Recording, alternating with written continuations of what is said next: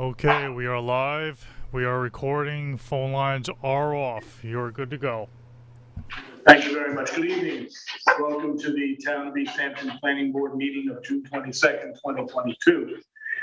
Tonight we have three matters on. The first is we're going to take care of the two matters that will take less time and then dedicate the rest of the meeting to the larger matter. First, we're going to have a wrap-up memo on the site plan review of South Essex Corner. Then after that, we're going to have a discussion on the 395 Panago Road Affordable Housing Subdivision. Then after that, the entirety of the meeting will be dedicated to the Wayne Scott Commercial Center application. As you can see before me and you is the latest revised draft environmental impact statement. The board will be discussing that later this evening. So we have all the members here with us except Ed Krug, who I believe will be joining us via Zoom. So with that, Eric, why don't you get started with South Essex Corner? Sure. So this is basically a wrap-up memo. A public hearing was held in person and accessible via LTV on June 8th. No members of the public spoke at the hearing, and we've received no letters. The fire marshal has signed off on the project, so therefore, if the board agrees, the application is ready for approval with the plans noted and the conditions of approval noted in the memo, that being ARB approval, health department approval, and registering the apartment as affordable with the town housing authority. Okay. In Ed's absence, I'm going to, do we need to make a motion on this one to deem it complete and ready? Yeah, and then we have the resolution for you at the next meeting. Next meeting, okay. Our next meeting is when, July 13th? Exactly. Okay, very much. All right, so I move that the South Essex Corner application is complete and ready for to schedule a public hearing. Second. All those in favor? Aye. Any opposed? All right, please mark that 6-0 with one absent. All right, next we have 395 Panago Road Affordable Housing. This is a matter that's actually, we're providing advisory information to the town board's request that we address the 395 Panago Road affordable housing project from a planning point of view. So we're not here to discuss policy about affordable housing, we're here to discuss planning impacts. Go ahead. So I'm going to show you an overview map of the property. The property is the one basically in the middle here, which is 395 Panago Place, which is essentially right down the road. It's basically right across from where Montauk Highway intersects Hampton Road. The town has purchased this property. It totals 12 acres. 5 of those acres need to be reserved. It was bought with a joint purchase of general municipal funds for affordable housing, but then also partially with CPF funds. 5 acres of the property has to remain as CPF, as open space, but the remaining 7, the town is looking to create an affordable housing complex. The town board has discussed this on numerous occasions. They basically decided that, the most basic thing here is that they want to provide an opportunity for home ownership. So the idea here is to not do one lot as a single affordable housing complex, but subdivide the 7 acres into basically as many lots as we can get that are still feasible in terms of their overall lot size. So the town board has discussed this for a while. They've gone through, we've had internal discussions about design. What you see here was presented to the town board recently, and I'll explain this map a little bit. So what you see at the center here, and it would be nice, maybe if this thing cooperates with me and I can draw good, I will show you.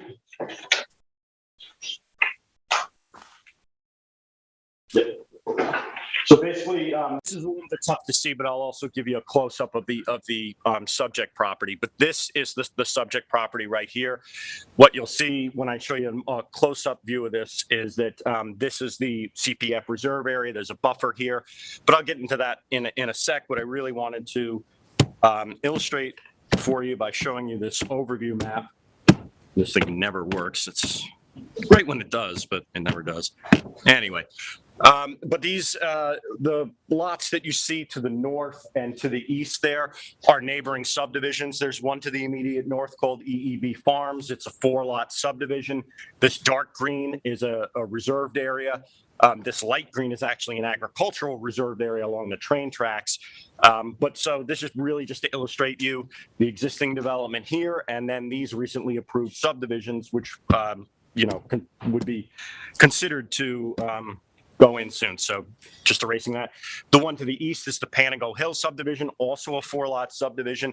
That has a large reserved area along Montauk Highway, but it also has, you can see in this blue shading here, areas of scenic easements that are to provide buffers for that property from 395, which is the one that we're talking about. And what I'd like to show you is that close-up that I was speaking of. I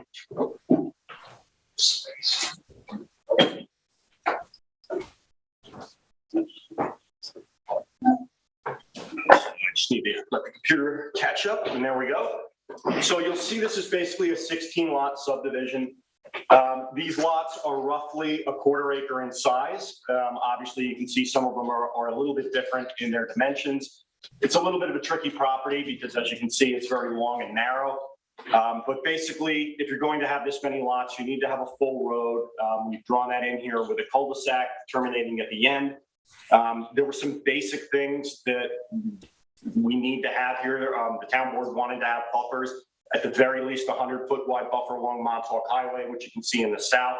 There's also a connection that's 50 feet wide along the western side, which will act as a buffer for some of the residences and some of the vacant residential property on that side. And then that large block you see to the north is basically the majority of the remainder that was purchased under CPF to remain in one contiguous tract. So basically, obviously, this is the general layout that the town board is considering right now. The next steps, now that we've considered some concepts and general layout, considered, you know, some basic components of the subdivision that need to be included, including those buffers, the amount of lots, the lot size. The town board, soon, an application will be coming to the planning board for a preliminary subdivision. The town will be, you know, consulting with the county because as a subdivision, it needs to be approved by the county. But basically the town board, before we go out and get surveys, get plans, would like the planning board to look at this and consider changes that should be made. And I'll give you some ideas here. First of all, remember, the idea here is to give home ownership to families, middle-income families. The lots will be registered affordable. Some of the conversation has been around how do we keep them affordable? Should these lots, for example, be allowed to have swimming pools or tennis courts? They're not very big. Should they be allowed to expand the size of the home ad infinitum to whatever the maximum house size law is? Should there be increased setbacks? Do you want to see lighting through here? Should there be a common space? Should the, you know, street trees obviously are going to go throughout. Are there things that you see about this that are warning signs when this does come to you? You know, right now you don't have a formal application, but you will soon. And obviously you're going to have to answer those questions as you do with every subdivision. So really this is an informal opportunity for the planning board to look at this, point out some red flags, and for us to address them before that formal application comes to you. We also have Tom Rule here from Housing and Community Development, who can answer some of your questions. But basically, this is a little bit of a brainstorming session, much like a pre-preliminary subdivision, where you have an informal sketch here, a general idea, and we're here to answer any questions you have and hear your conversation and take notes on it. Does Mr. Rule wish to address the board? Yes, a few points, some technical, some hopefully informational. My name is Tom Rule. I'm the Director of Housing for the town of East Hampton. I'm here on behalf of the town, which I know is an odd situation since we're all here on behalf of the town. The way this is conceptualized is they will be 99-year land leases. That's important because that the ownership of the property will remain in the name of the town in perpetuity.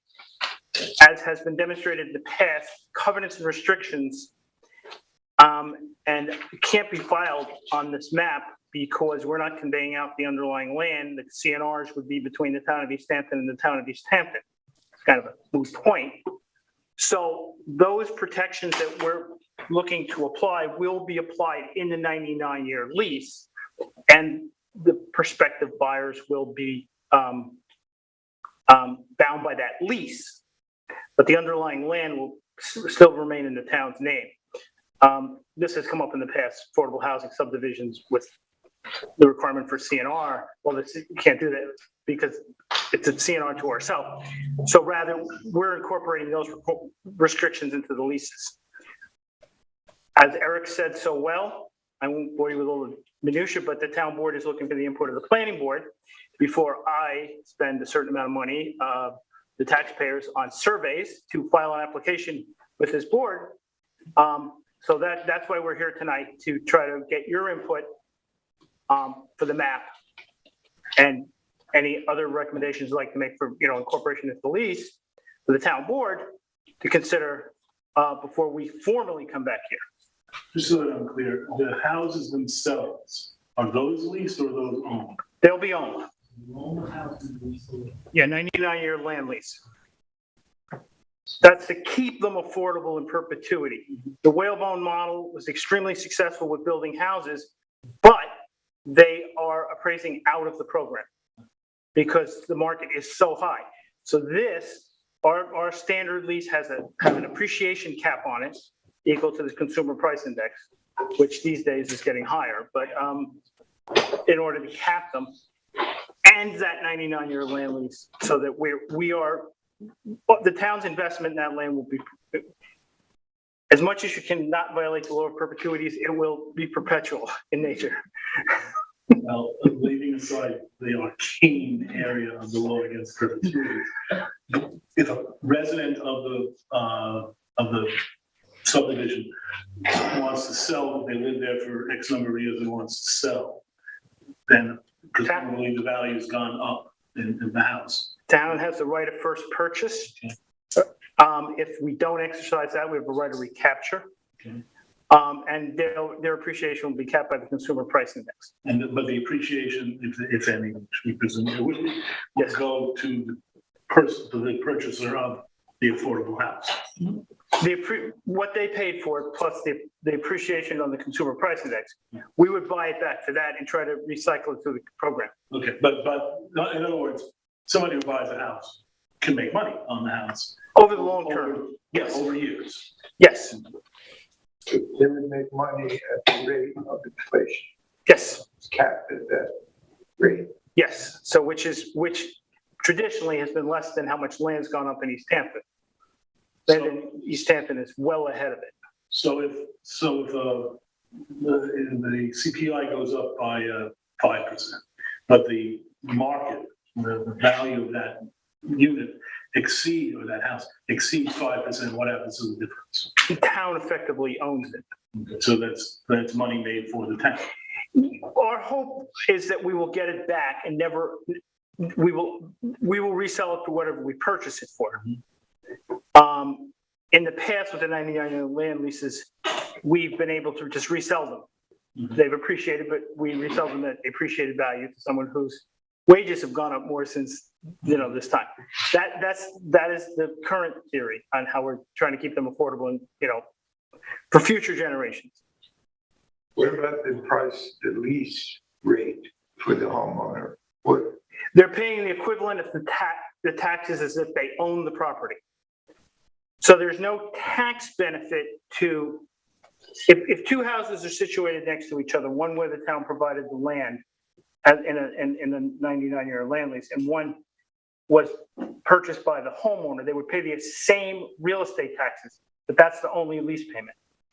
So one is called the lease payment, the other one is called the real estate tax payment. Right. So we said we wanted to subsidize as a concept the purchase price of the house, but we were not allowing them to then say, well, they don't have to pay taxes on that. They should be paying taxes as though they own the house in full value. And that's our lease payment. This is probably outside the purview of this body. What happens to the profitability? the lease payment. I would advise somebody get an There account. you go. It's on their tax bill. Let's put it that way. It is not separated out as a line item. It's the old, public improvement versus, yes. All right, these are all not planning issues, mercifully. So let's talk about planning issues. What do we think about density? What do we think about highway access? What do we think about traffic in the community? Place it a little bit, is that the insurance building? Or the- Yes. Yes. Those of us that have been here forever call it behind Gristides, but it's Cook, Hall, Hyde, Marin, which isn't even that anymore. I think it's Epic. There has been discussion by our surveyor today, so to speak, that we may have to redesign the entrance because this is a very sharp angle coming this way. So we're already, now that we have our draft, we're already, soliciting valued input in.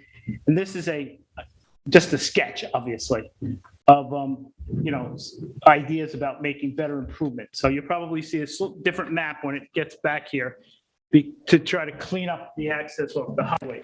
We didn't want to have the road in the middle of the ooh, it does work. We didn't want to have it in the middle of the property because that's harder on the curve. We tried to put it over here to get it on the straighter part, but this angle is too tight coming in. So it's going to wind up here somewhere. Especially for a fire engine or something. It does. I mean, I'm sure it's measured for it.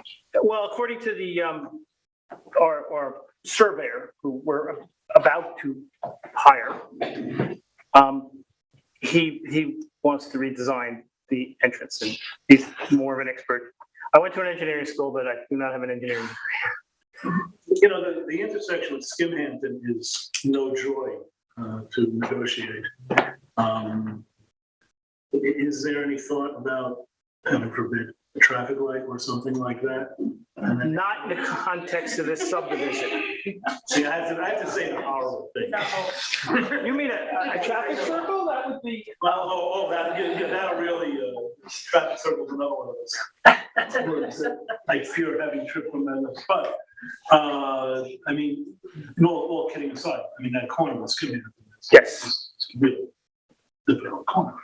And this is not going to help. I'm not saying it should get in the way, but it could be considered. Anybody on, Randy? I know you have more than one thought about housing, so why don't you let us hear from you? First of all, I think this is a great step forward.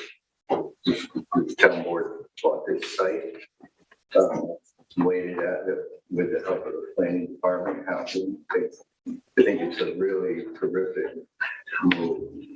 And I think the design, from seeing on that committee, I know that the design and this lot size was discussed quite a bit.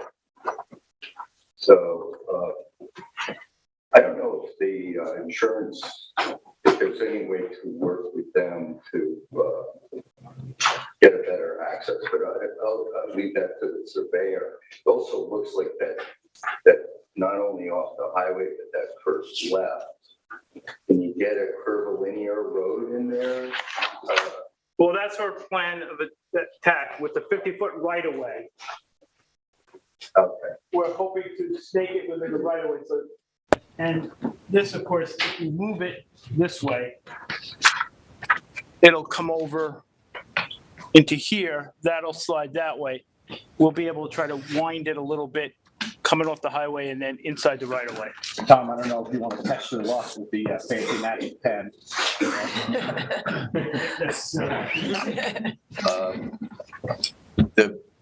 I noticed that there's no buffer on the east side, and I don't know if that insurance building has air conditioners and emergency generators and stuff. So a little bit of concern about the proximity of those eastern lots to that building and parking. And also there's commercial lighting in that.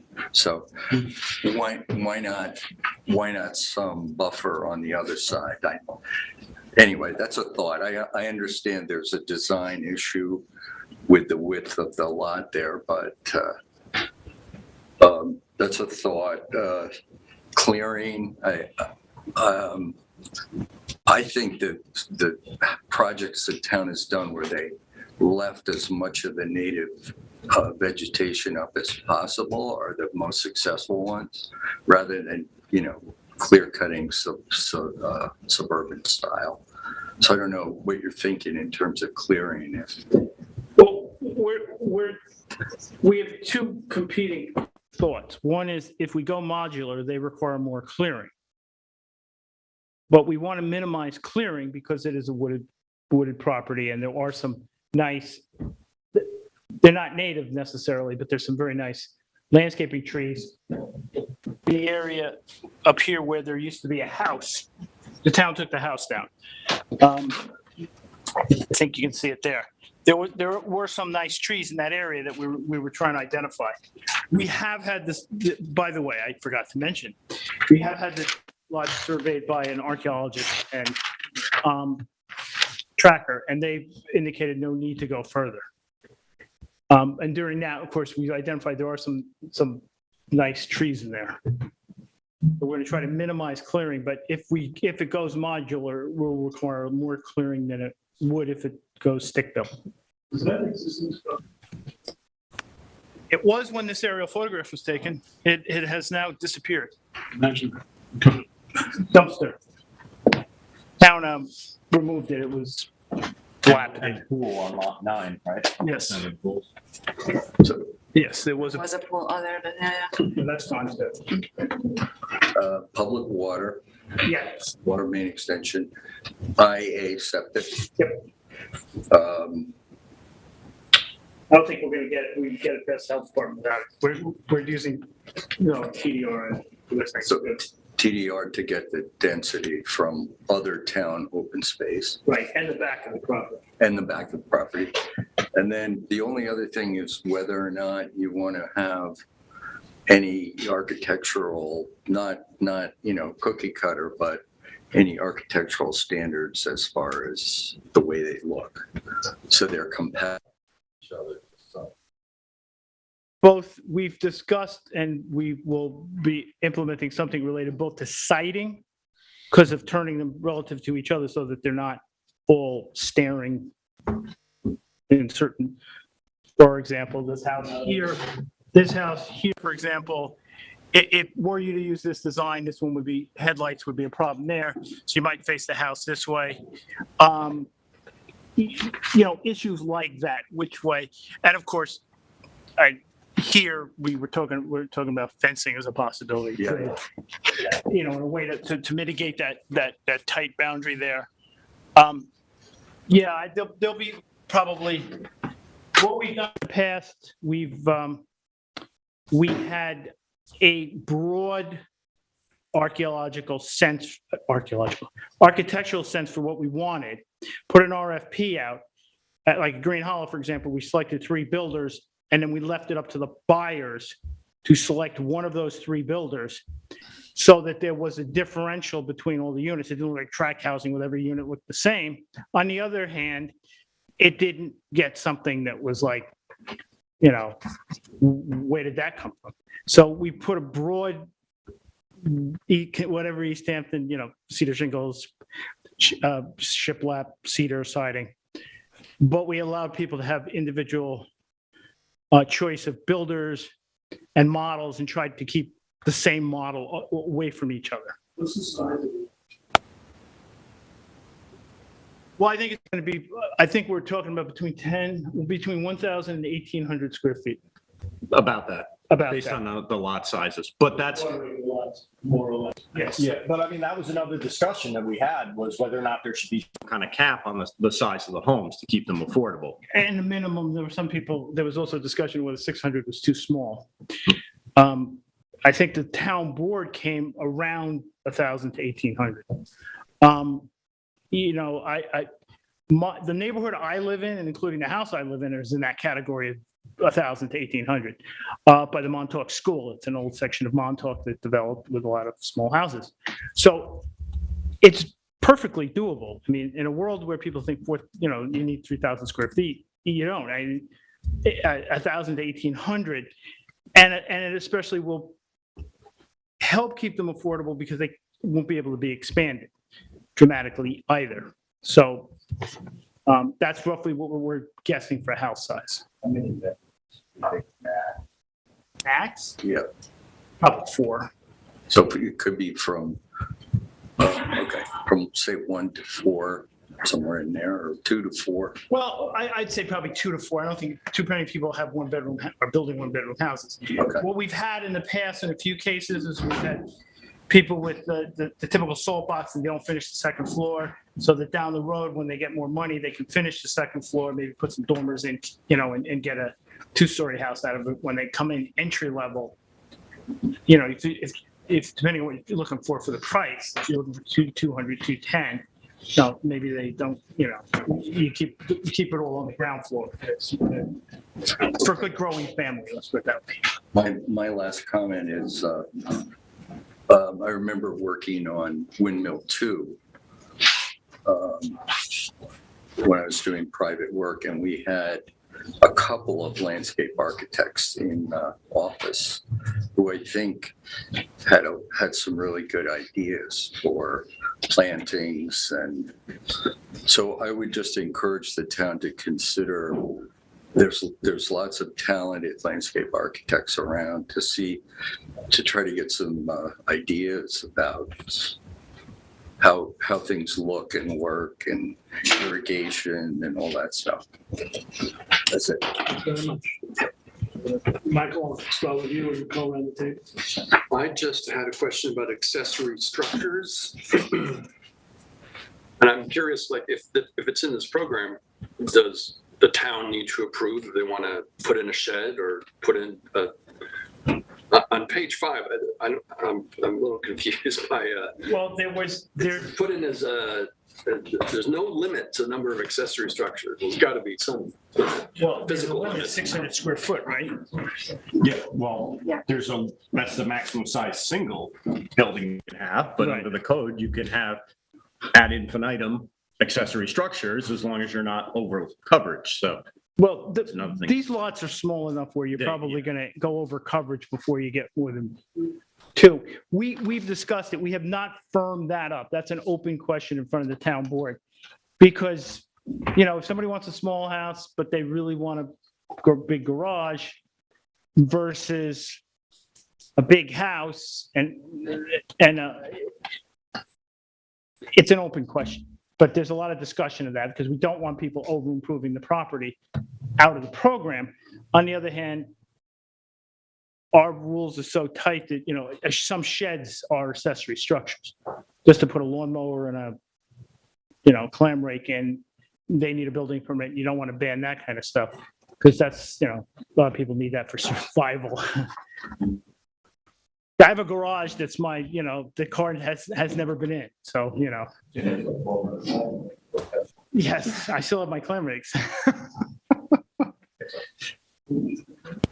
No, not really. I mean, I like the project. I think it's well laid out. There's really not much that I can add. As far as the IA system, would those be individual IA systems for each In this case, yes. house? And there's plenty of room on the property to install them with the leaching fields and all that. Has that been looked at all? It has been discussed. We have an engineer, Drew Bennett, partially for that purpose. But we have not, until we came up with a final, what the map's going to look like, done that analysis. Based on what has happened in my neighborhood, I think there'll probably be room enough for it. And they're probably going to have to be in the front of the property because that's what they prefer on new construction. So that is something that is we're going to look at. Okay. Because that's an issue, just to make sure that everything works that way. Yeah, I guess that's tied into what you were talking about before, the placement of the houses. It's pretty much up to the landowner, the land lessee. Well, yes, but we have in the past placed building envelopes on properties to try to get them where we wanted them. Right. Now, down the road, obviously, if people, it's probably gonna be hard pressed to expand, but if down the road, somebody's got a real small house and they want to expand, improvements do require the approval of the town in terms of the lease. But, you know, obviously 20 years from now, if somebody's going to put something there, I don't think it's going to be like analyzed the way the initial siting of the houses will be when it's first built. No, kind of fit in at that point. Yeah, and where the tree grows and things like that. Will it go to the building department, Tom, if you want to put a shed in? Or is it going to be reviewed by the housing office? It's a good question. We put that had to be approved by the town in the old lease, and that did create some confusion as to whether it was building department, which of course they have to comply with all regular permits, or my office, at least to keep track of it. Because the current leases contain a clause that you can be reimbursed for any improvements you make. That section of the lease is under review and maybe very well be changed. And that anticipated that it would come to the housing office so that we would go to the town board to be able to say, no, sorry, can't do that. That hasn't been clear, so we are clearing that up in the revised lease. So I think these leases will be clear. I have to go to both the building inspector and us. That sounds like a good idea. Yeah, I mean, I also support the project. I think affordable housing, as we all know, is a thing in the town. I think Lou brought up a good point about the IA systems. It seems like a lot of IA systems in a pretty small space. So I think certainly the engineer should look at that before. I mean, probably not financially possible to have a single system service all of these. Well, it would necessitate a sewer district. And we have some experience with a sewer district and an affordable housing program that has been difficult. Yes. Yeah, it's just an important issue to us with all projects, and you know, this is included. So I think certainly we have to make sure that that works before this design. You know, otherwise it would be possible. The entrance is also something that, you know, I think that angle on that turn. I get the issue where you're trying to keep it as far east as possible to avoid conflict with Hampton. It seems to me like there might be room to make it perpendicular to Montauk Highway and sort of angle towards that flag strip on lot 16 and sort of rearrange these houses a little bit. Well, this is what the engineers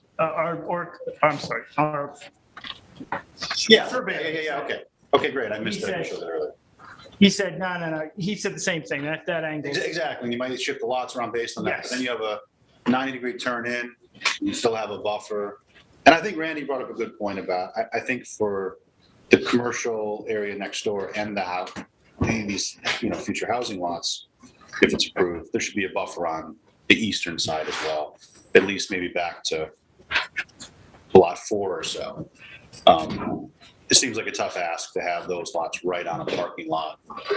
I'm sure that could be worked. Yeah, otherwise, I'm supportive of the project. Again, I think that the IA system, making sure that the distance is there. And as far as keeping them affordable, and allowing accessory structures and such, they're such small lots that I would hate to not allow people to do normal homeowner type things. And to me, it would be a given that they go before the building department for permits and not some other agency in the town. So, well, no, it's two. The thought was two agencies. They absolutely need building permits. There's never been a dispute as to that. When it was originally contemplated, it was just that they would also come to my office.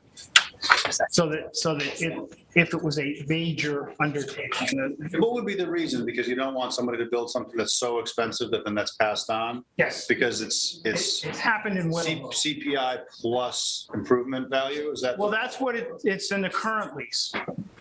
What happened in Whalebone was people prospered in their businesses and in some cases were experts at certain types of activities, and they made their houses into over $1 million appraisals. We've had resales in Whalebone over $1 million. So the town board's concerned that even if with all the restrictions, that people with the improvement provision, can improve their way out of affordability. So when it comes time to buy it back, we simply can't afford to buy it back and keep it affordable. So the 99-year land lease should solve that. The size of these lots should strain them also, but the town board is also talking about just making sure that if somebody wants to do something.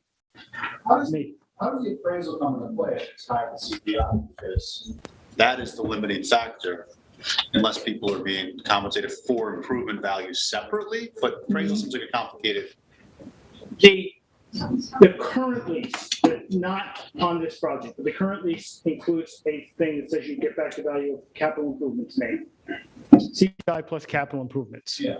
That's causing people to save every receipt and trying to expand their homes because they can get more money for a bigger house. Right. So the town board is now contemplating dropping that. In other words, getting rid of that provision. So you're right. If what I've represented here, which is what the town board's heading towards, we do now, we will have a cap on preventing that from happening. That seems appropriate to me, but also not limiting people too much by not being allowed to build a house the size that they need to house their family. You know, 4-bedroom houses. The sizing, yeah, but I mean. But I know, I get it. There's different, you know, if you build a marble castle and, you know, on a 1/4-acre lot, it's worth $2 million. That doesn't work. Yeah, no, I get it. Or a swimming pool. Well, swimming pool is the most obvious one to me.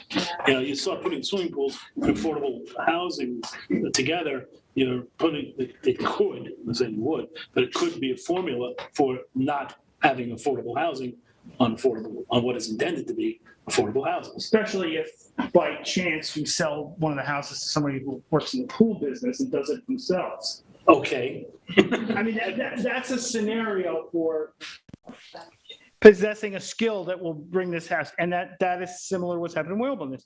Some of the houses are really beautiful and the owners have done a great job. There's nothing wrong with that, but they have migrated them out of our program. Yeah, the idea here is that you're building. That's right.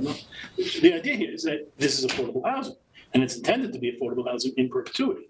So if by expanding or building swimming pools or whatever it might be, you could have affordable housing, which is not what the town is aiming for. Yeah, I'd be a little bit worried about size restrictions or accessory, structures, because I think that you can have a 4-bedroom house that's modest and suitable for certain families, and I think we don't want to not allow that, because we've also encountered people who can't fit their family in their house anymore, and then what do you know?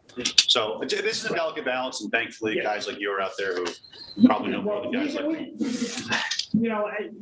That's why there's that 1,800 foot plus, the up to 600 square foot of accessories, as long as they're not pools, might, be sufficient. Yeah. Well, perhaps we're getting too much into the details. So that, but yeah, I generally support it. I think that the IA systems are important, that access is very important. I hope you wouldn't have to do anything differently around Hampton Road. I think that this could fit and be compatible. That's a tricky intersection, but I don't think it's overly busy. One other question, the 99-year lease, I get why you're doing it. What if somebody sells it, 96 years in? Are they guaranteed a new lease with you? I have two answers to that. We don't have to worry about it, right? That's my first answer. I don't think a town board will throw a town resident out of the housing in 99 years. I think to me, I would frankly want more than that. I would want a plan of how that works. Because, 50 years, 60 years down the road, you can't sell the house anymore because your lease is up in 5 years, and whoever the town board is at that time. Well, the town has a right of first purchase, and if the worst thing that could happen is that some future board says, I don't want to buy that. We sort of. Then they're free to sell it on the open market. And we get But somebody else might not buy it. I mean, I wouldn't buy a house if there was a 3-year lease and no. Well, you won't get financing on it. Yeah. I would say at year 69 is where this will become an issue on resales because of the 30-year mortgage. The banks are gonna want, we're subordinate to the first position bank.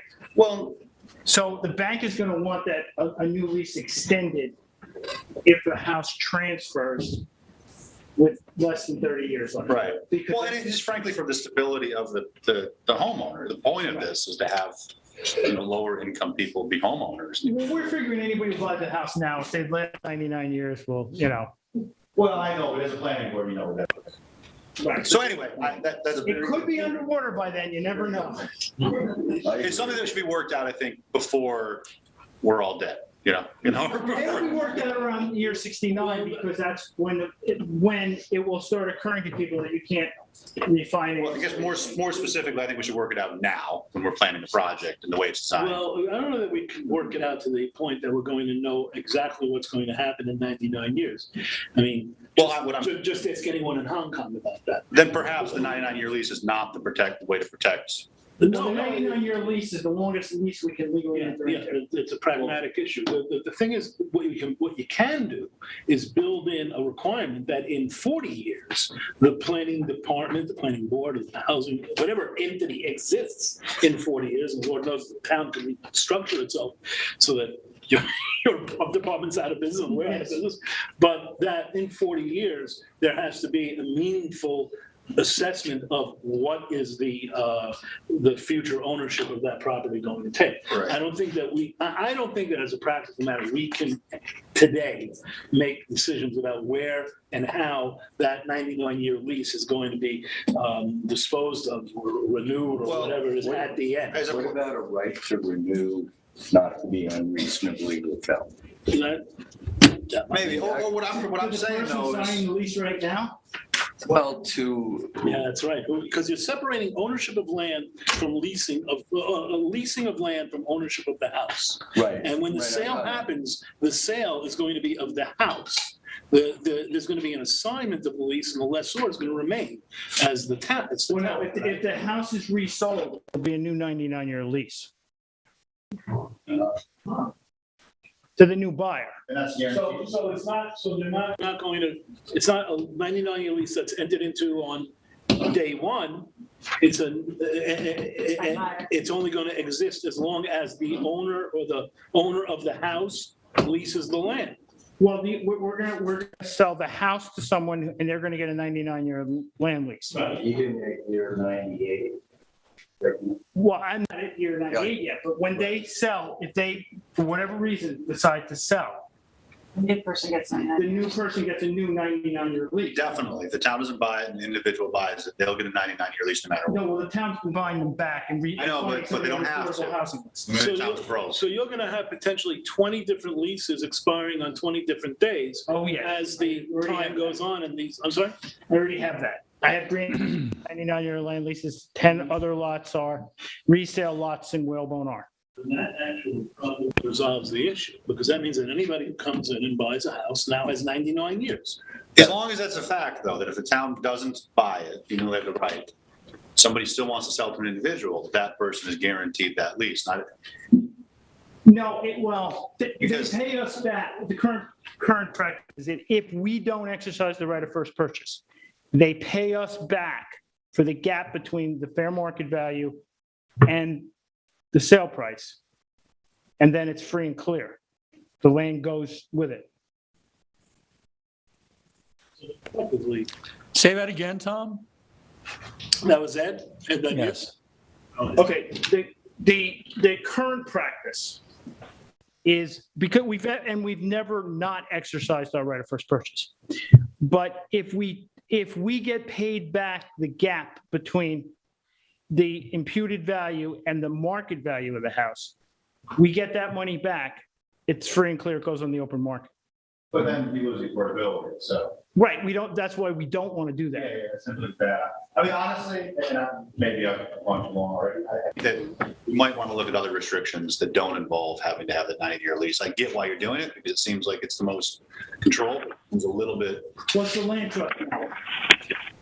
Yeah, We have basically stolen the idea from the land trust. Those are my comments. Thanks very much. Sharon, did you have anything? No, I think everybody brings up some good points, and I think it's nice to see that the town has really taken on this affordable housing seriously lately. We've seen a lot of projects, and it's great. But no, I think the layout is good, and everybody has brought up some really good points. Ed, I mean, looks like we got to go on to the next slide. Did you have anything you wanted to add? Yeah, I did have a couple of comments and a question or two. Yeah, this is a great project. It really is. But I share some of the concerns other people have raised and points that have been made. I think there's plenty of opportunity to work out the land lease situation. This is not the first time a land lease has ever been put into place. There are lots of precedents for how it works. In the UK, there are other parts of the country where this is used, land trusts. I'm sure that those details can be worked out because it does seem to me that the land lease is really kind of key to the whole long-term affordability question. So I'm happy that you're pursuing that. The sanitary system thing is a bit of an issue on lots of the small, as other people have pointed out. I'm not exactly sure why a neighborhood wastewater system is sort of out of the question here. I mean, didn't we do that at the project across from St. Michael's? Doesn't that have a neighborhood sanitary system? That's a rental project with one common ownership of the units. So that's the managing agent for the sewers septic, the system. With the health department, if there's multiple owners, they want a sewer district because they want to hold the culpable party. Like, if it clogs, who do you go visit? It's Right. either a sewer district if it's multiple ownership, or it's the landlord if it's a rental project. So that's why the rental projects have one system. And with the exception of Camp Hero, everyone else has individual systems. Okay. All right. I get it. It's too bad because it's, obviously a perfect situation to try out a neighborhood system, but I understand, the complications of doing that. It's too bad though, a missed opportunity. I agree with the entrance in and out. I do think, to Ian's point, there's an opportunity here to make a perpendicular entrance off of Montauk Highway and create a, sort of a central road and kind of, it sounds like that's the way the engineer is headed anyway, but that would certainly improve the situation dramatically. And I think, improve the size of lot one. But my other question is, maybe you answered this earlier, you addressed this in your earliest comments, which I missed. Access to the reserve that's left behind for potentially active recreational use and to create a connection to the bikeway. How do you get to that? It will. Can you put the map? You want to do it, or do you want me to do it? The access will be along from Montauk Highway along this strip into this property. Now, once I'm not seeing where you're pointing.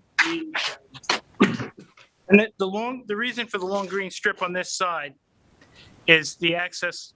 It's not coming up. You got to tap it and then on the left. All right. You know what? I can. Up there and into there. Would be the public access to this. Now, the bike path has these two properties in the way. Yep.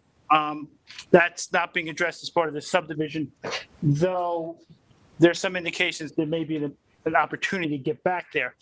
But we're figuring from Montauk Highway up there through there would be the access to the. So unfortunately, I can't really see what you're doing, but you're saying the buffer, if it's along the western side, is where there'd be access. Is that what you're saying? Yes, that's one of the reasons why the buffer, why it's there, so that can serve as access up to the back piece. But not vehicular access, I assume, just pedestrian or like bicycle? bicycles or people. Yeah, okay. All right. Perfect. Thank you. Just make it real quick. Getting back to the sewer district, why couldn't the town be the land, or the owner, and then charge a fee to the individual property owners or house owners, so that you will be able to have one system to take care of that problem that you have with the Suffolk County Health Department? the town could set up a sewer district, as it did at Camp Hero, and it would charge each of the residents. Do emails just to, Or I'm getting anything done here. for a fee, but, at Camp Hero, we've had problems because of the system has clogged because of the activities of one person that impacts everybody. And they're like, well, why do I have to pay if that's the person who's clogging the system? So that's why there's some experience with those kind of systems that's not, as good. So that's why individual systems, everyone's responsible for if their system's a problem. But if we can't fit IA systems on there, we are going to have to consider something like that. You have enough, Eric, to put together something for us to deliver to the planning, town board, I should say? I think so. So the trail, the access, just, the trail would be for the people in the subdivision? Oh, the public. General But isn't there a system where the people in the subdivision could get into that trail and back to the reserve? They'd have to come down to. But there's no parking down there, right? You're not proposing parking. We're not proposing parking on the highway, but a resident of the subdivision would have to walk down the road, come up. It'd be nice if there was a trail system that people in the subdivision could access. Well, I think just a mere buffer on the other side. It's something actually, it's not a half bad idea because in your backyard, you want to give people the sense that, they're part of that nature preserve. That they have, although I guess on the other side, you don't want to say somebody's got a preference. Well, no, what we didn't want a de facto public parking to be created in the middle of our subdivision. Because people, if there was a tap street coming in that way, people would come in there and park on the side of the road and use the trail and say, well, it's a CPF trail. So we figured that there would be, a happy marriage with the line on the one side for the public to go in, including the residents of the subdivision, but yet they have their little private subdivision there. That was the logic, at least. You're getting out of this is a unanimity on support for the affordable housing and different ideas. I think that the traffic issue, the access issue is important. I think the septic issue is also very important. But we'll put together a letter. Okay, thank you. And we shall return with something that hopefully, will incorporate many of the suggestions. You'll have a subdivision application. Thank you very much. All right, now we will turn to the Wayne Scott Commercial Center. Now, just by way of, before we go further, Michael, did you want to say something? Yes, as I mentioned in a prior meeting with this applicant, I have a family connection with Mr. Egan. He's married to my cousin. Nevertheless, I feel I can be impartial in the review of this application. Thanks. Thank you. Okay, this application's been before the board since January of 2018. We declared lead agency status, and we had a final scoping environmental impact statement back in January of 2019. We've had the applicant submitted a draft environmental impact statement in July of 2020. We met in October of 2020, required additional information, and further EIS was submitted in September of 2021.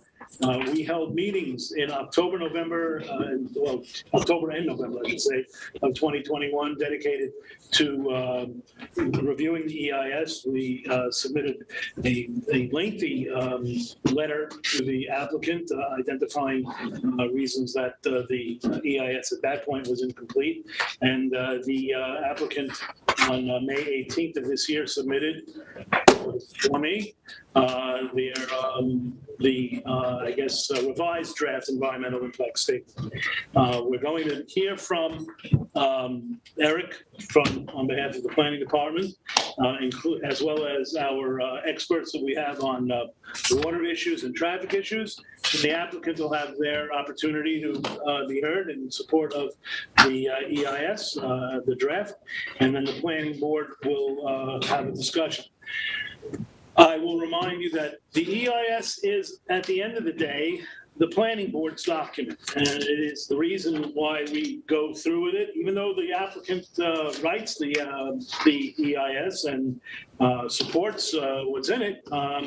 It is, at the end of the day, an EIS of this planning board. So we will have, I trust, a healthy discussion tonight. Take it away. Sure.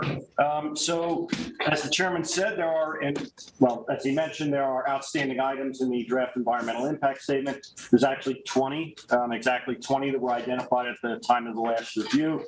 That's identified in Schedule A in the resolution that the board has, as well as there are copies on the table there. So some of these are issues that are more being checked by us, the planning department. Some of them relate directly to traffic situations where Ray Tobias of Elkade McLean has been the board's consultant. And then Ben Pansemi from FDM Group has reviewed most of the soil and groundwater testing issues. So these 20 items run the gamut between those issues and others. So what I've done in the Schedule A attached to the resolution is listed every outstanding item from the time of the last review, and then put strike through on the individual paragraphs, individual items that we feel have been addressed based on my review, based on the review of the consultants, and us getting together and discussing whether or not those individual items have been deemed complete or incomplete, if they're still incomplete. So I guess, Mr. Chairman, I think what you'd like me to do is go through each one of these paragraphs, read it, say whether or not we feel that it's been met, and then the board will have their discussion. So just so that the board understands, I'm even treating this the way we do the EAFs, where we go through the items that are listed, and if anyone has any disagreements or any further comments, we raise those and hopefully have an explanation of why the planning department or recommending that we deem it complete. The idea, at least as I envision it, because there are 20 separate items, is for us not to get caught up in discussions of matters that are complete and that we all understand to be complete. At the same time, if any members want to, express a reason why a particular item isn't complete, we can have that discussion. But I want to save the bulk of the time for the items that the planning department has advised us, in their opinion, or in its opinion, are not complete, so that the discussion that the board will have, for the most part, will be on items that are not complete. But again, I don't want any board member to go, see an item and say, I don't think that's complete, without giving the opportunity. So Exhibit A is attached to the address. It's right there. There you go. So go about 4 pages. Okay. You got it? Schedule. And you have everything you need? Look at that. Guys, muted. Muted. All right. Shake your head. Yes, sorry. Okay, good. Thank you. All right, go ahead. Eric. Go ahead, Eric. All right. I'm going to try and follow along here with the most appropriate visuals, but as everybody knows, the document's 300 pages plus appendices and figures. So, and sometimes it's a little tricky to call everything out. But basically, the first item says, and we feel that this is complete. It says the DEIS needs to account for an integrated plan pursuant to the town code. At the time of the initial application, all project improvements to the site shall be disclosed and considered so that an integrated plan of future improvements is developed. That's a quote from the code. And then paragraph 1 continues, the DEIS needs to be amended to include a final grading plan as well as site build out plans for the Hamlet study alternative. You'll remember the last time the applicants had provided, and this is their proposed subdivision layout, they had provided individual build outs, individual theoretical site plans for each lot, anticipating uses that would normally be involved in a CI zone property, service commercial, storage garage, things of that sort. the board had asked that they also provide the individual lot theoretical build-outs for the Hamlet plan alternative, which is one of 3 alternatives that they've submitted. They have provided that. Obviously, that's not this map, but they provided a mirror, an analogous mirror submission to what they had for this plan with individual site plans for the Hamlet plan. We therefore find it complete. Anybody have a dispute with that? No, I do have one suggestion. Can we just go to the ones that? Whatever you guys want to do. Whatever, I mean, I defer to you, Sam. It seems like sometimes these conversations go and we, at the end of the conversation, can't get into the things that we want to discuss. And if we've all read this, so I think if we disagree. No, I'm not listening. I defer to you. No. I had thought it'd be like EAS where we go through. But if you think, well, let me ask the board, does anybody have anything on the matters that are being themed? Or start with the ones that the planning department says are incomplete. And then Does anyone have, you've all read this. Does anybody have any comment on the matters that the planning department says are complete, that you as a member don't think are complete? That probably is it. I mean, I don't think it's a bad idea to read them through, and that way the public knows exactly what we've already, just said, okay, that's complete, Yeah. I mean, I think Eric did a good job of marking off what is complete. In that case, Eric, read fast. Number 2, the applicant shall provide an economic analysis of the need for commercial sites in the town that takes into account the availability of not only vacant CI zone properties, but also other vacant neighborhood business, central business, and commercial service zone properties in the town where similar uses may be developed. This analysis should additionally compare the need for more commercial sites against the need for multifamily development contemplated by the Hamlet plan for the certain properties involved in the project. The applicant submitted a full addendum to the market analysis that considers lots that are other zoning than CI. Originally, that was all that they had provided in the market analysis. We find this complete, and we feel that it addresses that outstanding issue. The board should determine if it agrees. Anybody? I have one comment on that, which is when I looked at the applicant's study, I didn't see in there the 125-acre Bistrian sand mine on Fireplace Road as a future potential CI land bank. As far as I could tell, it's not included in that analysis. It's included, but as individual properties, not as if it were theoretically subdivided. So it's one lot. Well, I think it's 4 or something, of 4 or 5 lots. So they counted for the area, but they did count it as those individual lots and not a theoretical subdivision of it, which we know could occur and you could get more individual lots. So I just think that's a significant CI land bank that we don't have to, under current zoning, we don't have to worry about a shortage of CI lots in the future. Is it, I have a comment on this. Is this meant, number 2, was this meant to address the need factor for them producing this study? And if it does, I've got a thought about that. It's, according to my understanding of SECRA, it's not that you just have to demonstrate the need, which I think the applicant has done that by the study of how many properties are available in the town. There aren't that many. But I think what SECRA also asks for is you need to measure that need against the environmental impact of the project. And if the environmental impact overwhelms the need, then that's more important than just demonstrating the need. I don't think the applicant has met that requirement. That's what all the other points are about. But that takes place in the other points. Well, that's The my question. environmental. Well, it's related to the need, though. It's not. But that issue is subsumed, if you will, later on. Well, where would that?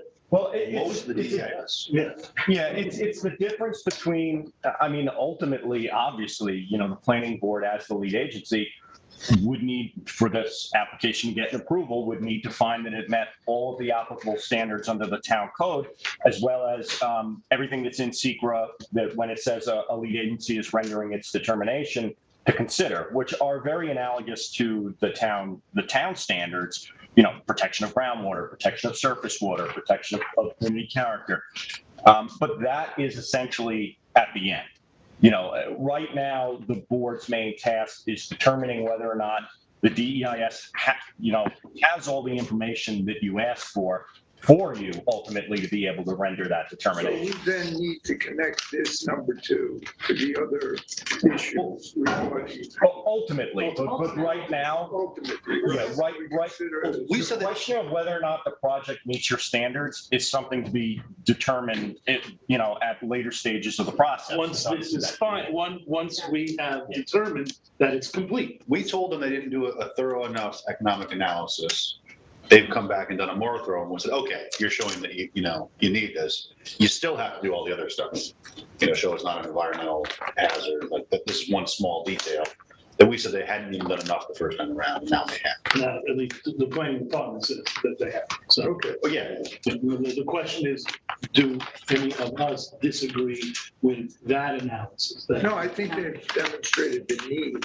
But then That's all that that's this question now for us. I don't think the need for 50 lots has been demonstrated, but I don't think it's possible to demonstrate. Yeah, That's it's just a question of whether at this stage of the game, Yeah. they've complied with our inquiry. This is what they want to propose, and we're analyzing what they are proposing, even though we suggested that other alternatives would be more favorably But received. again, let's get that, this is the part that Ian doesn't, rightly. Pretty worried about, yeah. Yeah. We're number two, we're number two. We're number 2. Faster. No, don't. Read it your regular. Sam, before you leave that point, though, I just want to say that I had the same reaction to this as Randy did, which is, the Bistrian property is one that would significantly change the availability of commercial industrial space in town. It's like so obvious to me. But the question is, yeah, right, that's one thing. and we can't mandate a it's subdivision. not for sale. And the real question is, does the additional information that's been provided by the applicant since the last submission answer the question that we raised?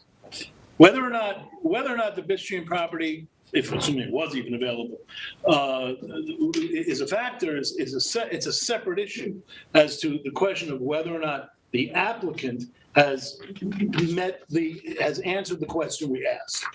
And the planning department says that they have. I mean, literally, the question was, just to be clear, the literal question was, I guess, then vacant property available now for CI. Is that right? Is that literally the question that was asked? Well, originally, that's originally what they submitted, but they limited it to CI lots, to other vacant CI lots. So the last time around, the planning board. Yeah, they added NB and so on. Yeah. Yes. Yeah. So, Okay. I mean, I'd just like to reiterate, it's not a matter of, looking at each one of these line by line and saying, oh, the applicant answered that question. That's not going to be a problem. Or, they've clearly demonstrated that they need all those lots. This exercise today is getting a complete document, checking off that the additional information that you asked for that they've supplied. It doesn't hold you, as I understand the process, to any determination. That comes at a later date. This is essentially, and keep in mind, this is the DEIS, the draft environmental impact statement. Yes, understood. Oh, yeah, and I'm not speaking directly to you, Ed. I'm not countering what you said. I'm just spreading it out there. But this is basically, once the board does get this document complete, we'll have a public hearing. That'll be the first real intensive, public session where you'll get comments from the public. And I would anticipate, as with many applications that are given a positive declaration and need an environmental impact statement, that there may be an addendum or additional information that's required based on public comment Later, you'd get to the final environmental impact statement. There'll be another round of public participation. But after that, when the final document is accepted, there's a public forum, public input, and the record is closed. The board will then it will be the time for the board to determine, did they demonstrate the need? Did they resolve this issue? Did they, regarding traffic, did they resolve this issue regarding groundwater protection? Mm-hmm. And that's when that determination comes. Right now, it's really more, we asked for A, B, C, and D. Did they give us that? Or did they only give us A and B and not C and D? I mean, that's really the exercise that's here. Okay. I mean, they have literally answered the question in a fashion. Yes, they have. So we can move on. All right, go on to number 3, please. Okay, so item number 3 on Schedule A, we don't have listed as complete. This is one that also Ben Cansemi from FPM Group, who's reviewing our groundwater and soil testing, has reviewed. So I would ask for his input on this. But paragraph 3 is a comprehensive final grading plan should be provided pursuant to the town code, quote, a minimum finished grade of 10 feet above mean sea level shall be required of all locations within the subdivision. The plan will also need to demonstrate that the required minimum 2-foot vertical separation to groundwater for sanitary system leaching pools can be obtained on each proposed lot with consideration of the 4-foot separation recommended by the planning board's consultants. So now I can just make one point here. They have submitted a final grading plan. It does, well, I'll let Ben get into some of the details here. But there's question as to whether or not the entirety of the site has been shown in their final grading plan to be at 10 feet above sea level. They've also basically balked at the board's recommendation to provide 4-foot separation or demonstrate the 4-foot separation from vertical separation from groundwater and leaching pools can be provided throughout the entire subdivision. My understanding is the plan does demonstrate the 2-foot, which is the minimum required by county regulations. But if I don't know if the board wants to discuss this or if you just agree with me that it's incomplete, or if you'd like to hear from Ben Cansemi. Hey, Ben, if you can give it a, quick back of the envelope on this. Sure. Yes. For the record, this is Ben Cansemi with FPM Group, the town's environmental consultant on this project. Yes, regarding the 2-foot separation, we looked at the grading plans that were provided, which basically shows that for the developed lots, their planned elevation is 18 feet. They have a groundwater elevation shown in their plans of 10 feet with a bottom, open bottom for their septics or sanitary leach pools, I should say, at 12 feet, giving a 2-foot minimum distance. We looked at that plan as well as some of the historical hydrogeologic information that was prepared by Alpha Geosciences, the applicant's consultant. And we did notice that in the northern and then kind of northwestern portions of the project site, that there can be seasonal variabilities that will reduce that 2-foot separation. We do note that in their plans, they do indicate a 2-foot minimum. So, that's something that they would have to demonstrate to Suffolk County Department of Health when doing their septic applications. So that's, one item we had noticed in regards to the 2-foot separation. And then Alpha also prepared a document regarding adequacies of the 2-foot separation. We reviewed that document as well. They had also indicated varying percolation rates, which is another thing that would have to be demonstrated during the Suffolk County Department of Health Services sanitary application, because in their studies, they found percolation rates that were very high, as well as some, that appeared to be low. So these structures in these areas, the soils would need to be amended to meet these goals or requirements, I should say, by Suffolk County. Another item in Alpha's correspondence of their paper was, their effluent considerations. They indicated that they, over about a 1,300 foot distance, that they saw denitrification basically from one well to another, range change from 1 to, I should say, 3.7 in the upgrading areas of the site to 1 in a downgrading area, suggesting, an approximate 3 milligram per liter degradation of the nitrogen over that distance. That's a similar distance from some of the southern proposed lots to Georgesia Pond. And with the consideration that these innovative sanitary systems, meet a minimum of 19 milligrams per liter, and if we only have a denitrification or decrease in nitrogen of 3 milligrams per liter, potentially, 16 milligrams is what could be, working its way towards Georgesia Pond. We do understand that there's other factors at play here. This, 16 milligrams per liter could be a bit less. It's got to, travel that distance. There's other factors that can also decrease it. But, I think the main point of this is, the innovative systems will significantly help reduce the nitrogen, compared to conventional systems that are out there.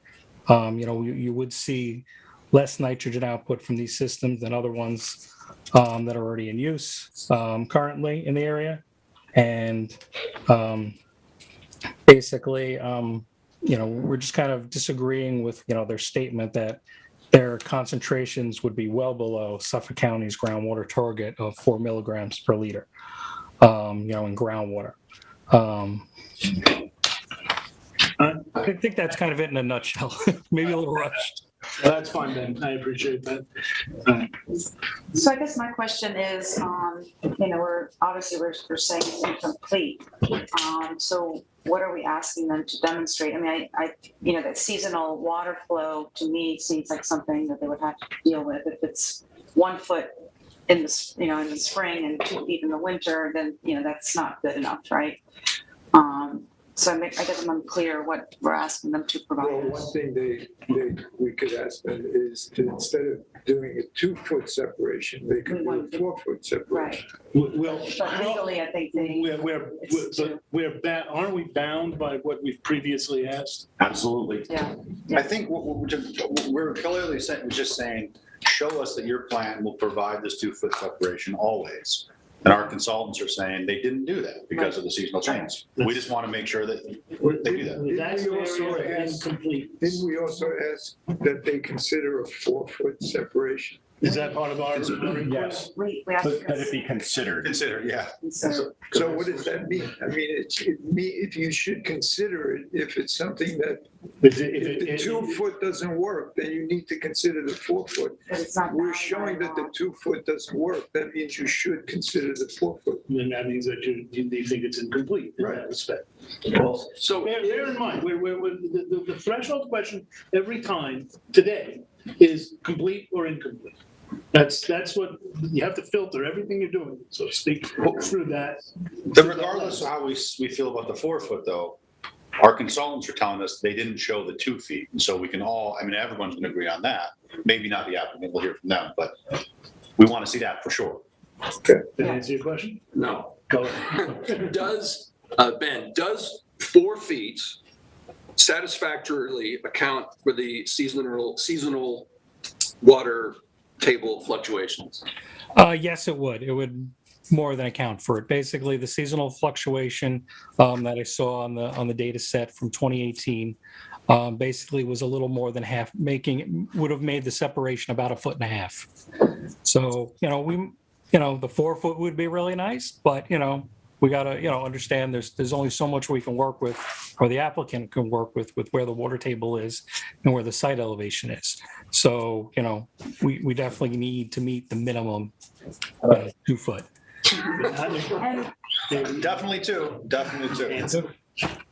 then the more you have, the percolation is better too, right, for that effluent? It definitely, the more percolation you have and the more space you have, the more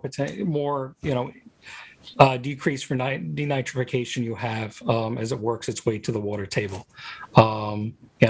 The exact amount, how much that would improve things is kind of debatable in the literature. There's not enough information out there to say, if you had 4 feet, you're going to get an additional 50% reduction.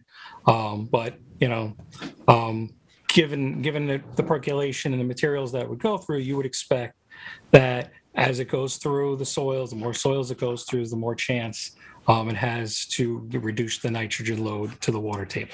I think that it's satisfactory. So, yeah, I think that we can, so that we can move on to the next matter. I know, but I want to do it well, not fast. But we Okay. heard from the expert. I know. Well, here, I have something Go else ahead. I want to say.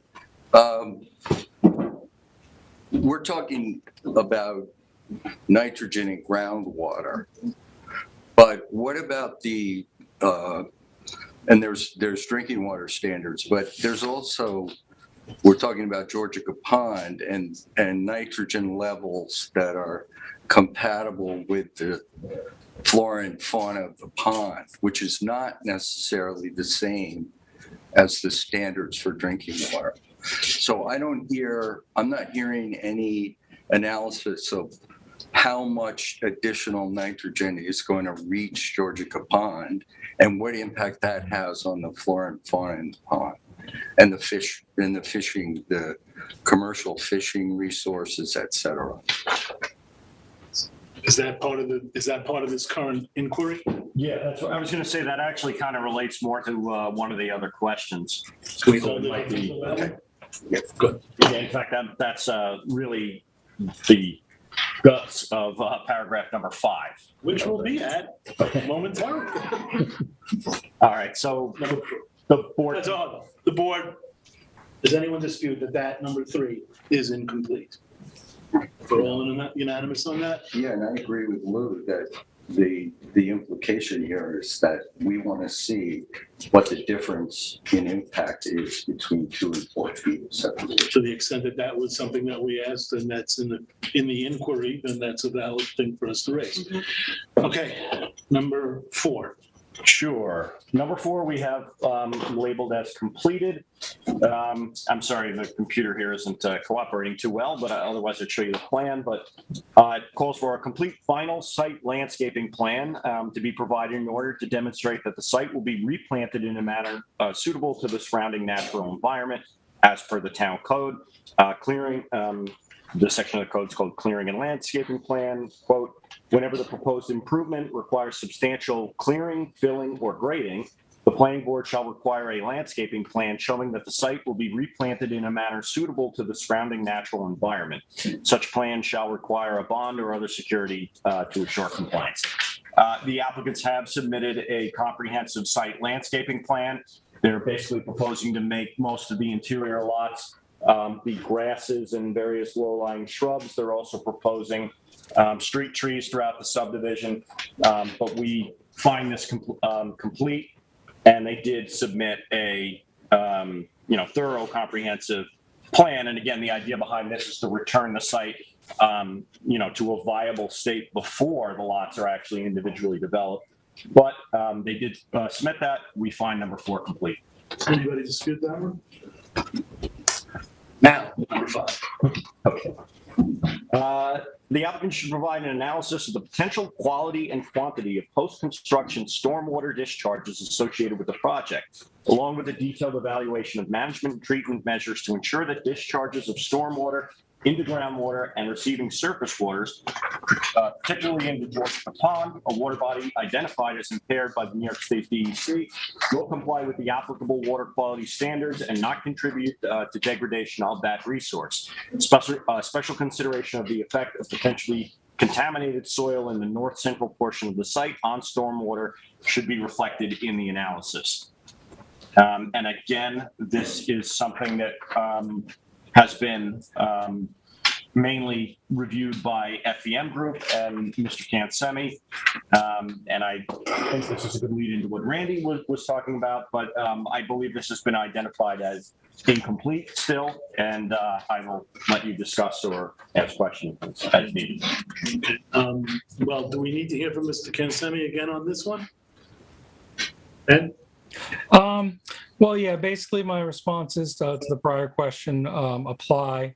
I did want to add, though, in regards to the special consideration for the contaminated soil in the north central portion of the site.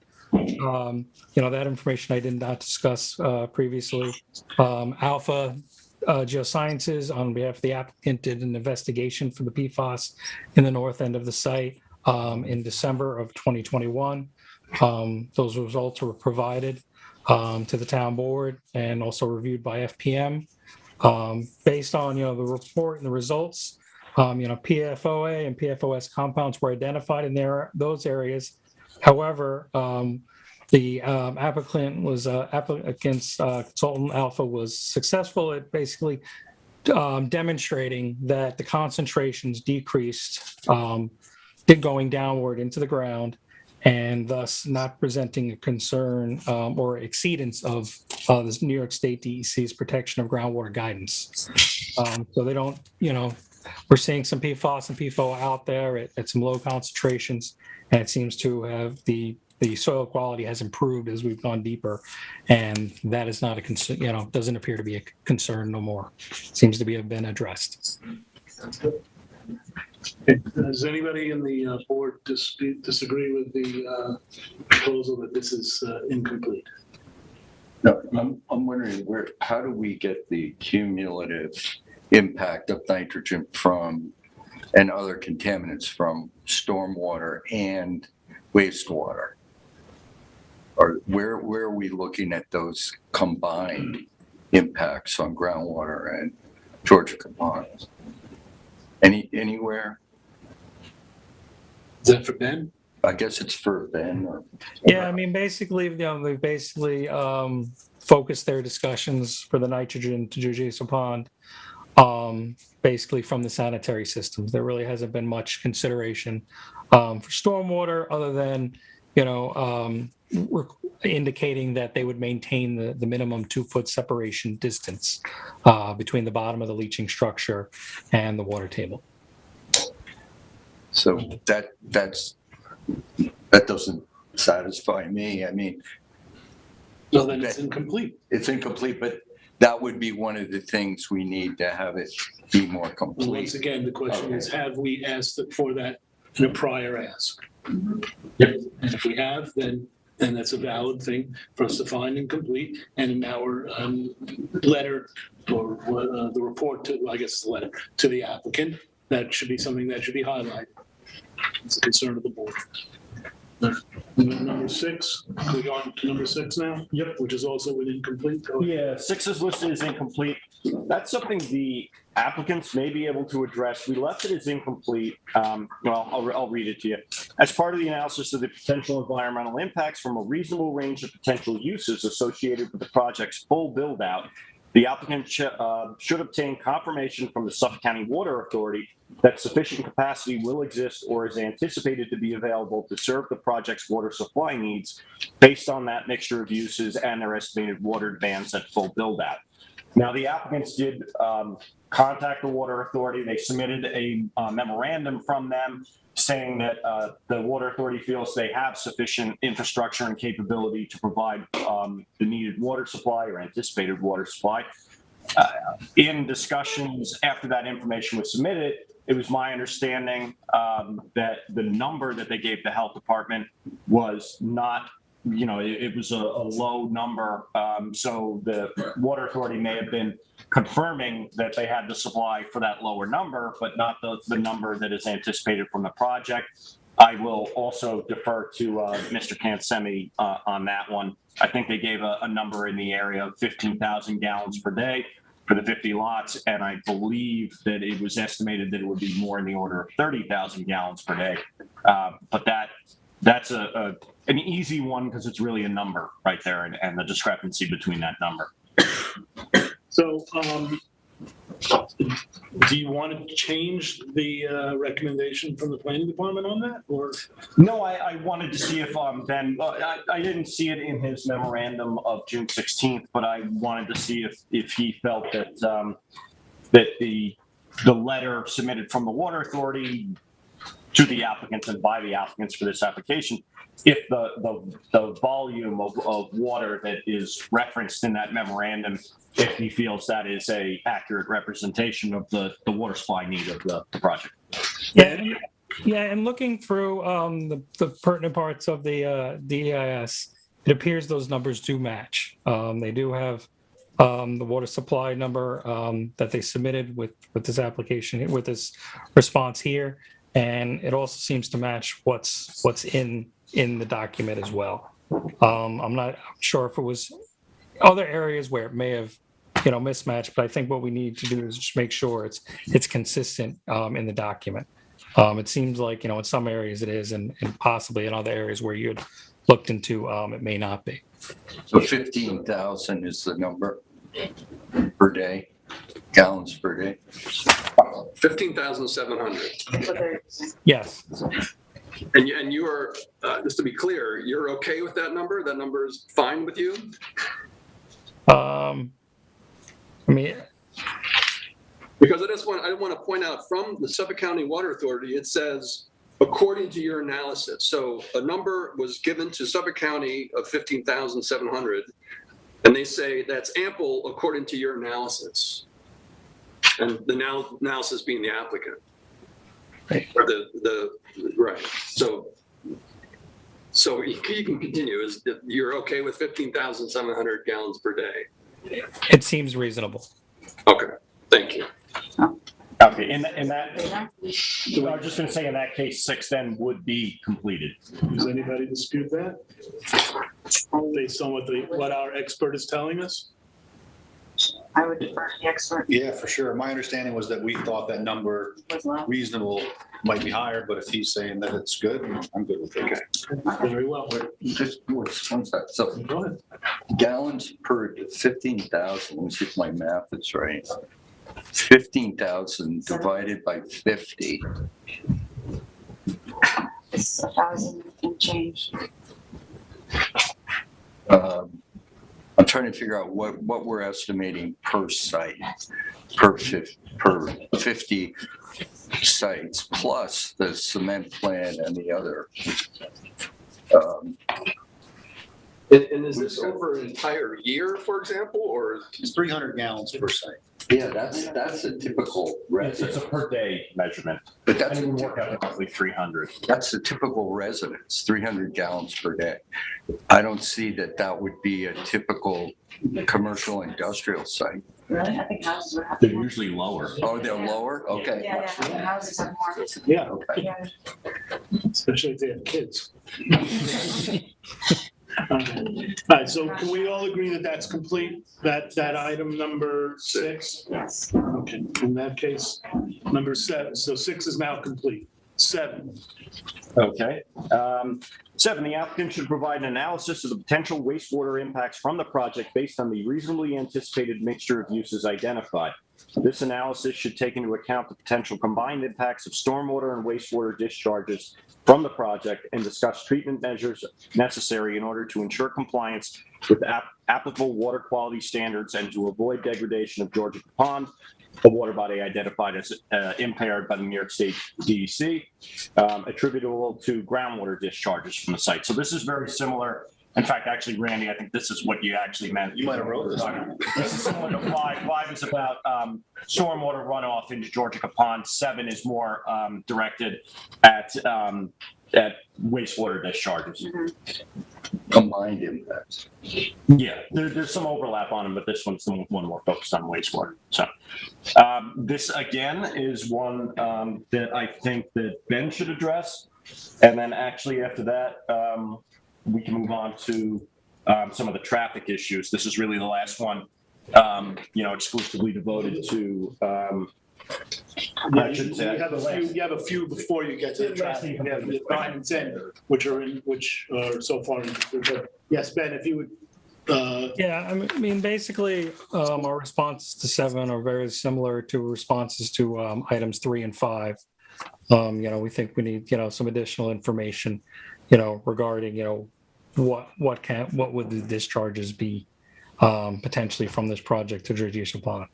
And I think we just need some more information.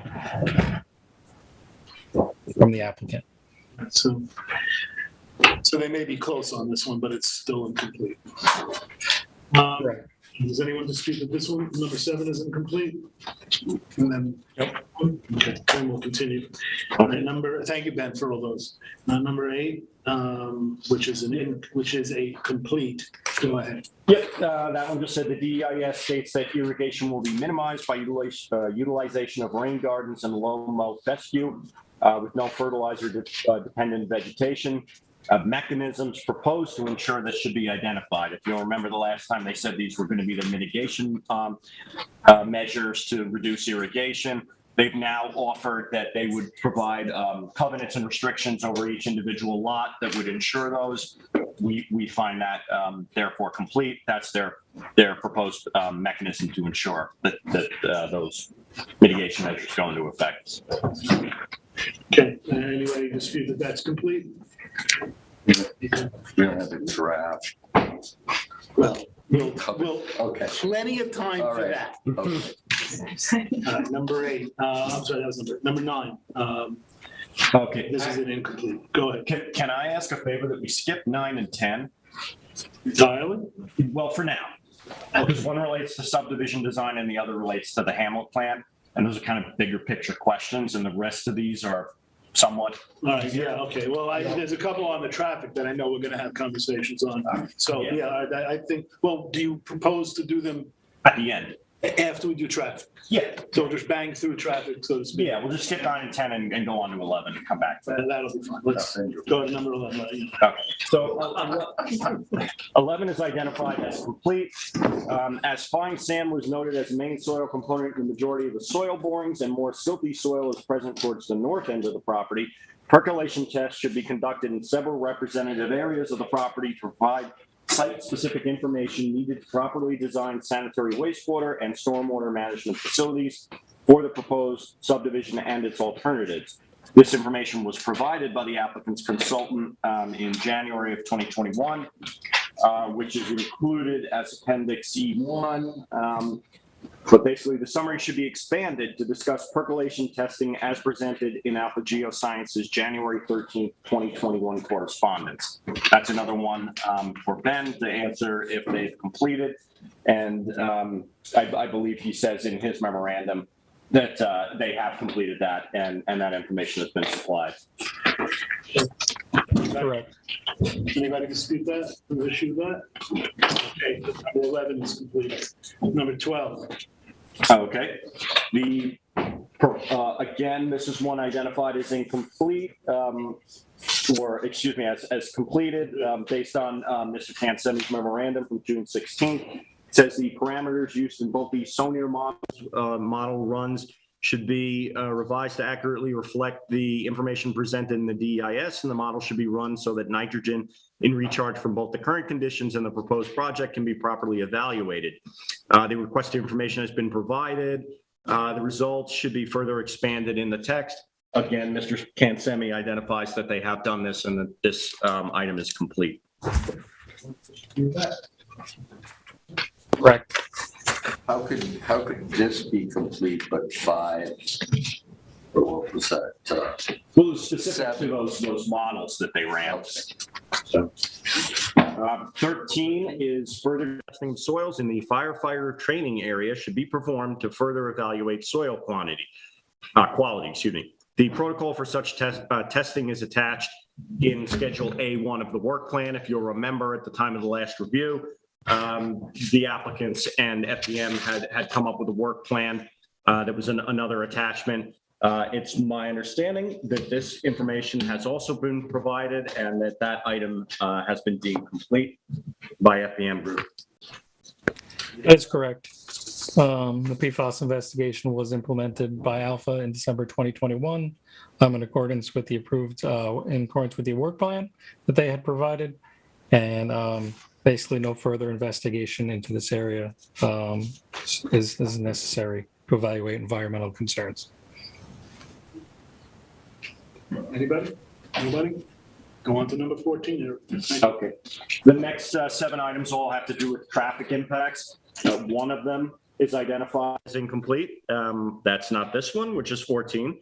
which is identified as completed. Full printouts of the intersection capacity analysis rather than the one-page summary should be provided to enable review of full input and output data. And that has been identified by Ray Tobias of L.K. McLean as completed. Anybody have any dispute with that? When we get to the ones that are open, we'll give you an opportunity.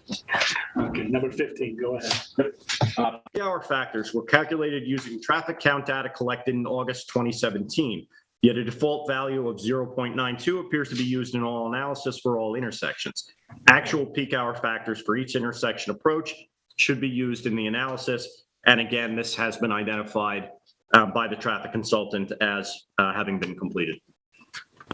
Okay. Anyone on that one? All right, now let's go to 16. Any comparison of level of service results must include a comparison of the corresponding delay values in seconds per vehicle for the critical vehicular movements. And that has also been identified as completed. And now let me ask Mr. Question on 14, 15, and 16.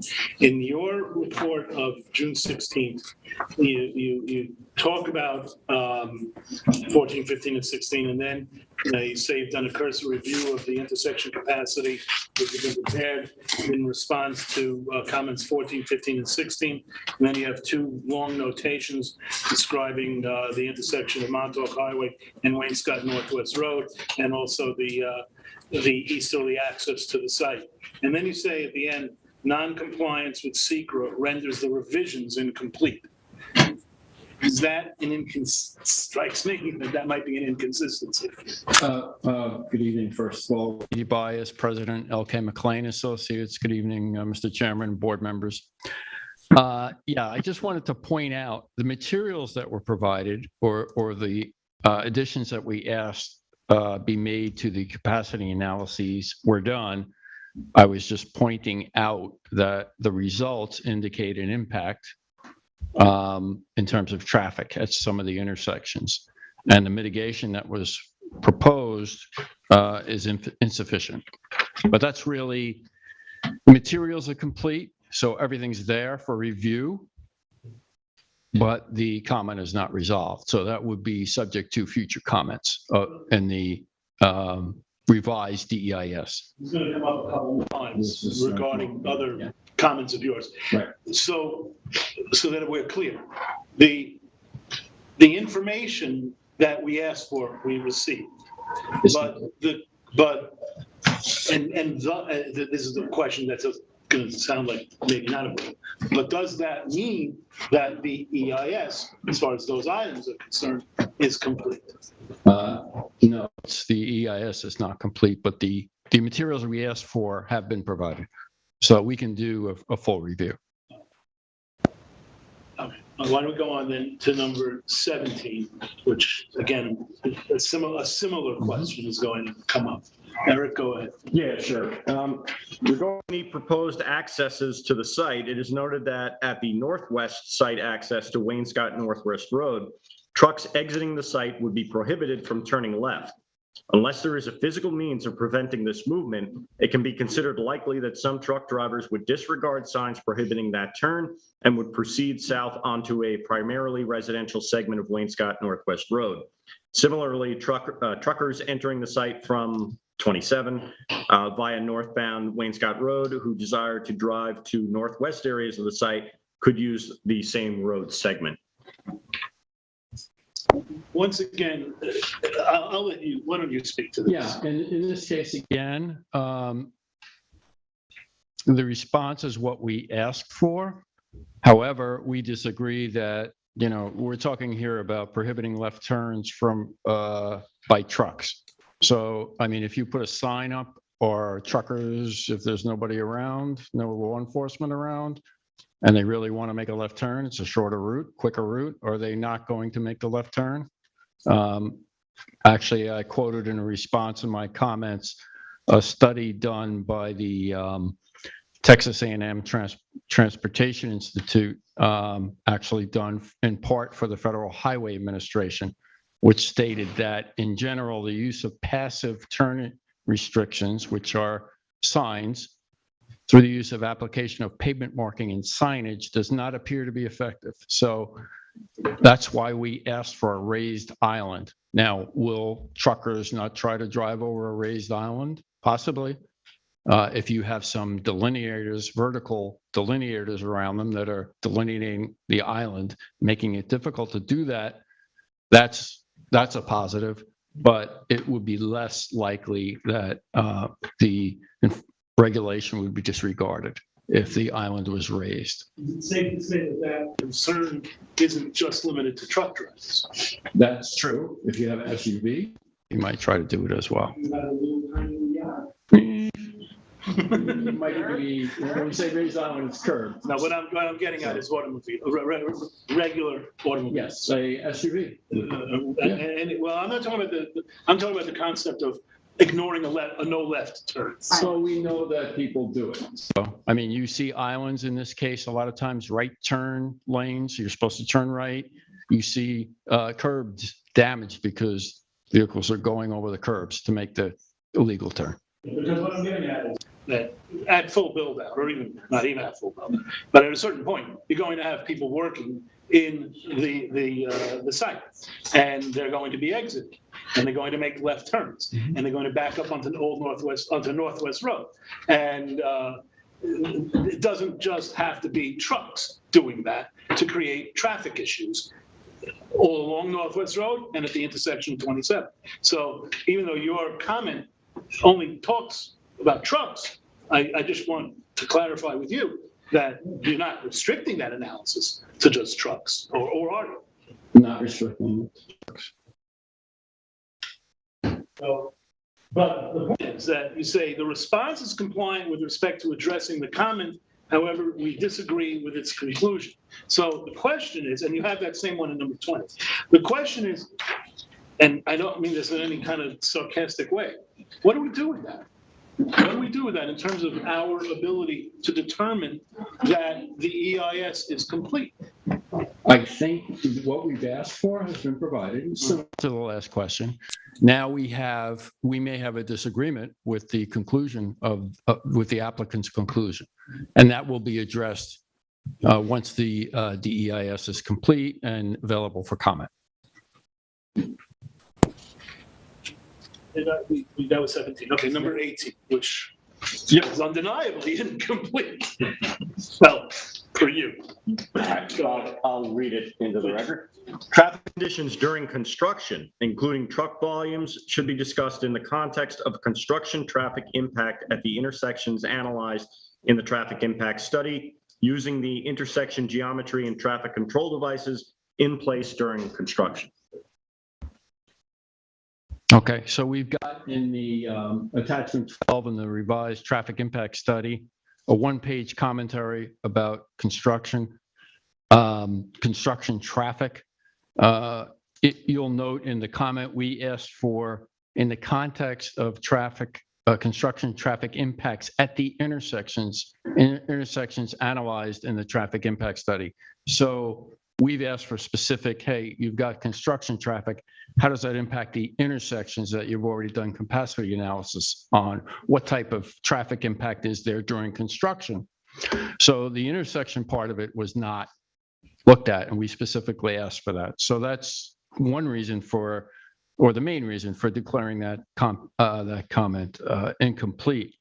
Just to give you a little summary of the one-page discussion, the statement was made that the construction activity is expected to take place over a 12 to 18-month period.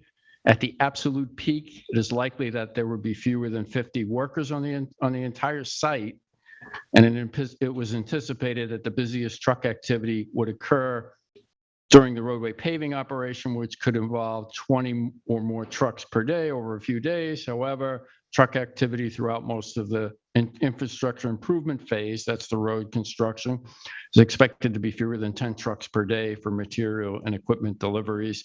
In the comments we made, we just said, hey, if you're developing, say, 15% of the sites, of the 50 sites, which is like 8 of them, we think that you could have over 100 worker trips just from that development. So that's more for us to comment on the DEIS once it's accepted. But again, the comment is incomplete. Now, I asked around the board whether we thought 14, 15, 16, and 17 were complete. I guess the question is, do we think those are complete or do we not? Before we get to the question of 18 being complete. And I'm just put it to the board. It's complete, and I think the information is there.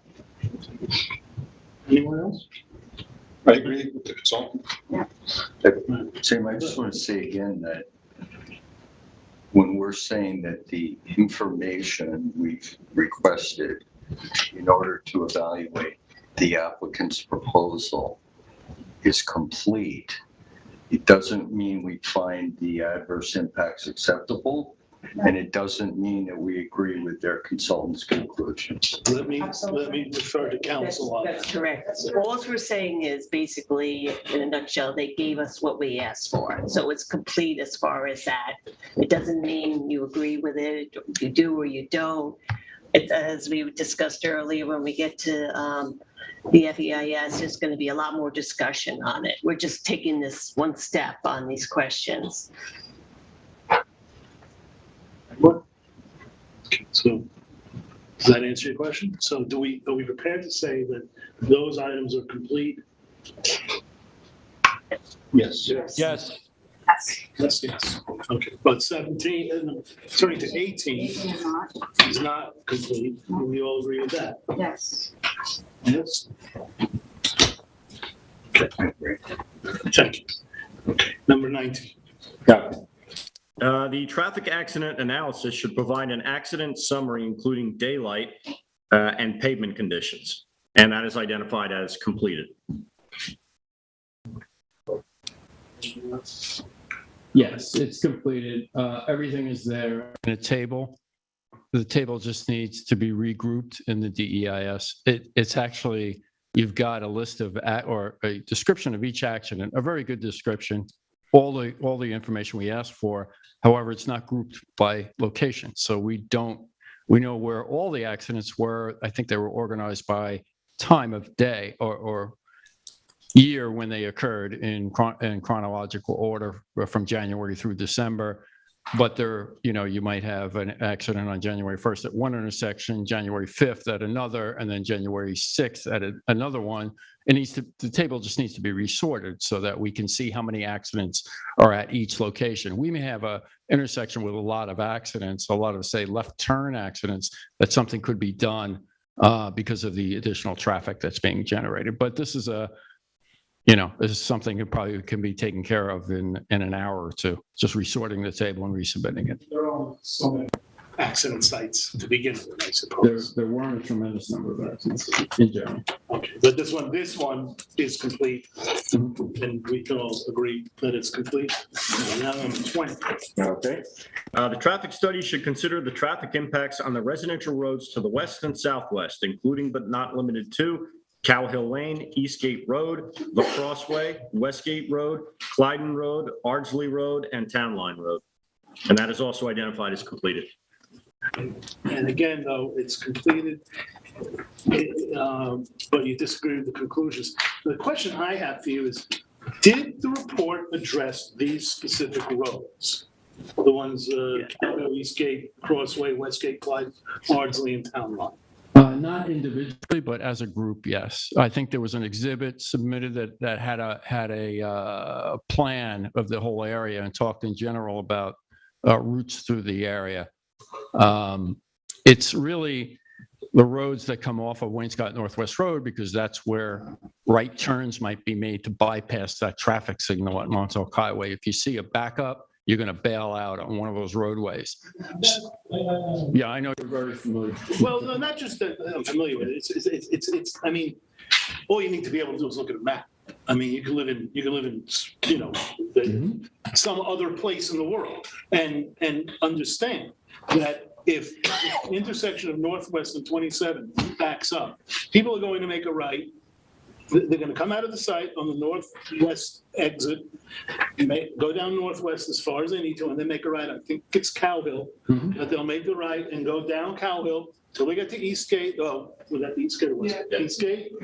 And go down Eastgate. Now, the concern that I have, in that they didn't address these streets particularly, is that those are all residential streets. And they're pretty much year-round residential streets.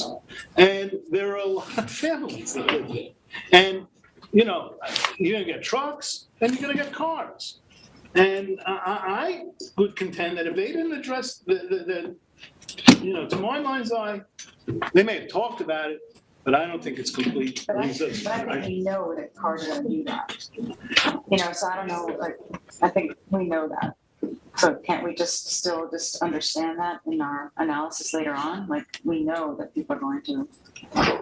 I also want to say, I also wish there was some examination of the roads south of the highway, because there's already a kind of a de facto bypass that folks take to get to points. Did we in our question, I thought we kind of talked about the south of the highway, but I don't know if it was included in the question, was it? Well, I mean, I just read the question verbatim and it didn't list any of the roads, so. Yeah. So we're really talking about the most immediate. It says not limited to. Yeah, okay.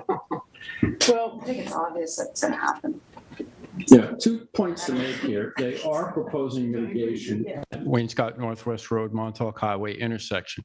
They're proposing to stripe a left turn lane in the southbound direction at Wayne-Scott Northwest Road, so you could go east on Montauk Highway. There's only one lane there now, so it's 2 lanes. So they're saying, hey, we are doing something.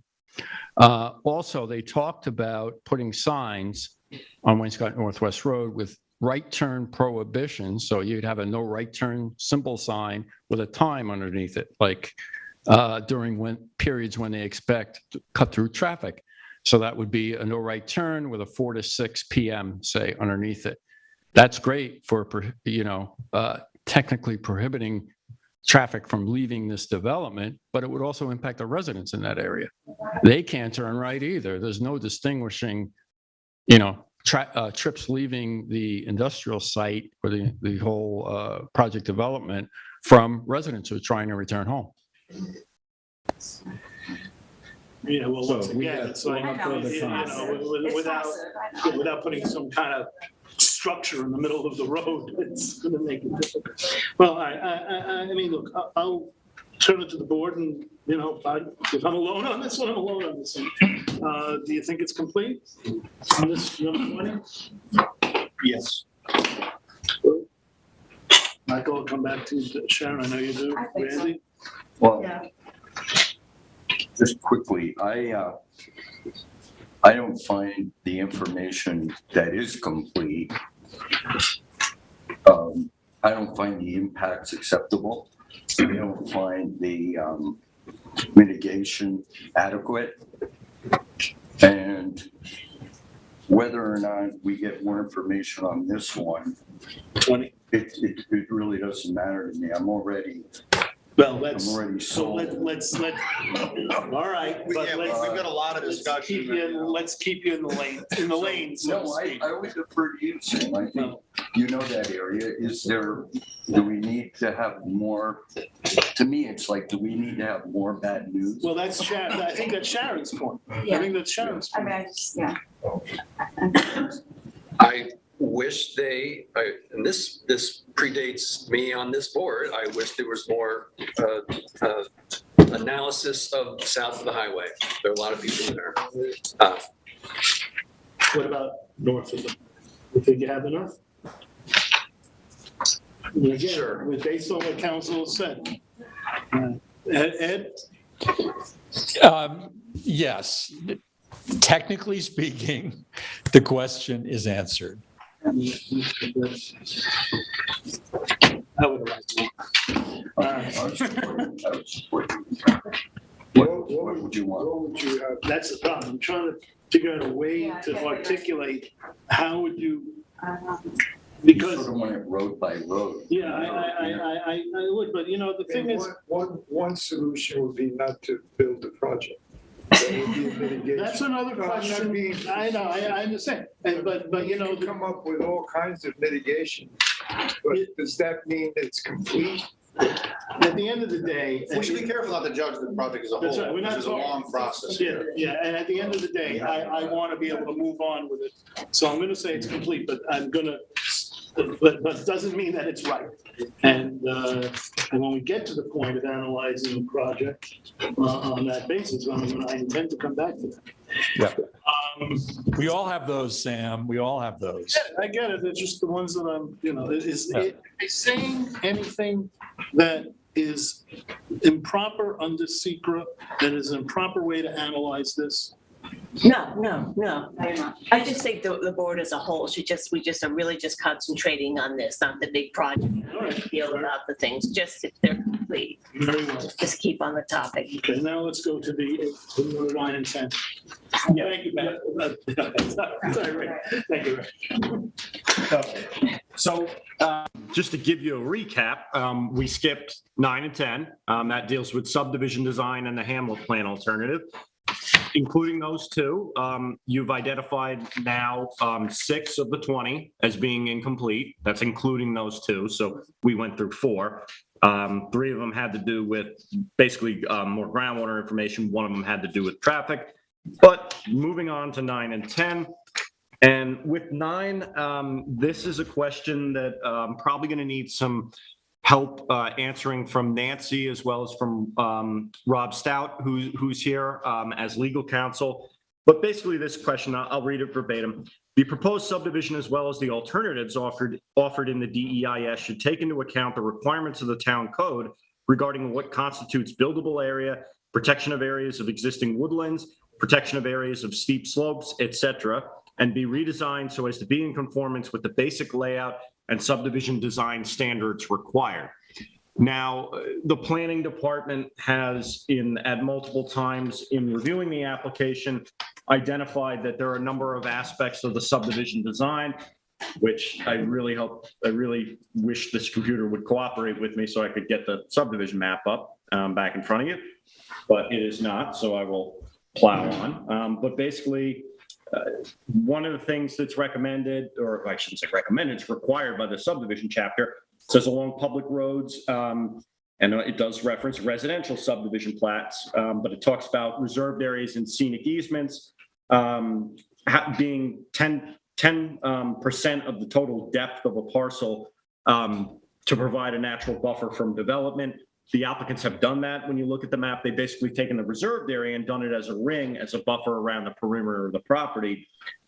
They've, however, they're also required to have a 10% reserved area requirement. They've met that by providing that buffer. It's the opinion of the planning department that the subdivision chapter and proper subdivision design would dictate that you don't get to use your reserved area only to provide that buffer. You have to provide that buffer as well as provide a 10% reserved area, ideally in a contiguous block. There's some other things that we pointed out. Unusual topography and natural features should be preserved. That includes the area around the perimeter of the site. That also affects natural vegetation.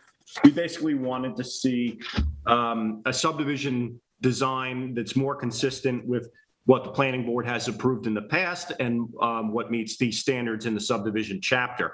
That being said, again, to reiterate, the order of business for this evening is to determine whether or not the document is complete. I don't know, and again, down the road is when the planning board will be rendering their decision on this application, including the applicable standards of the subdivision chapter.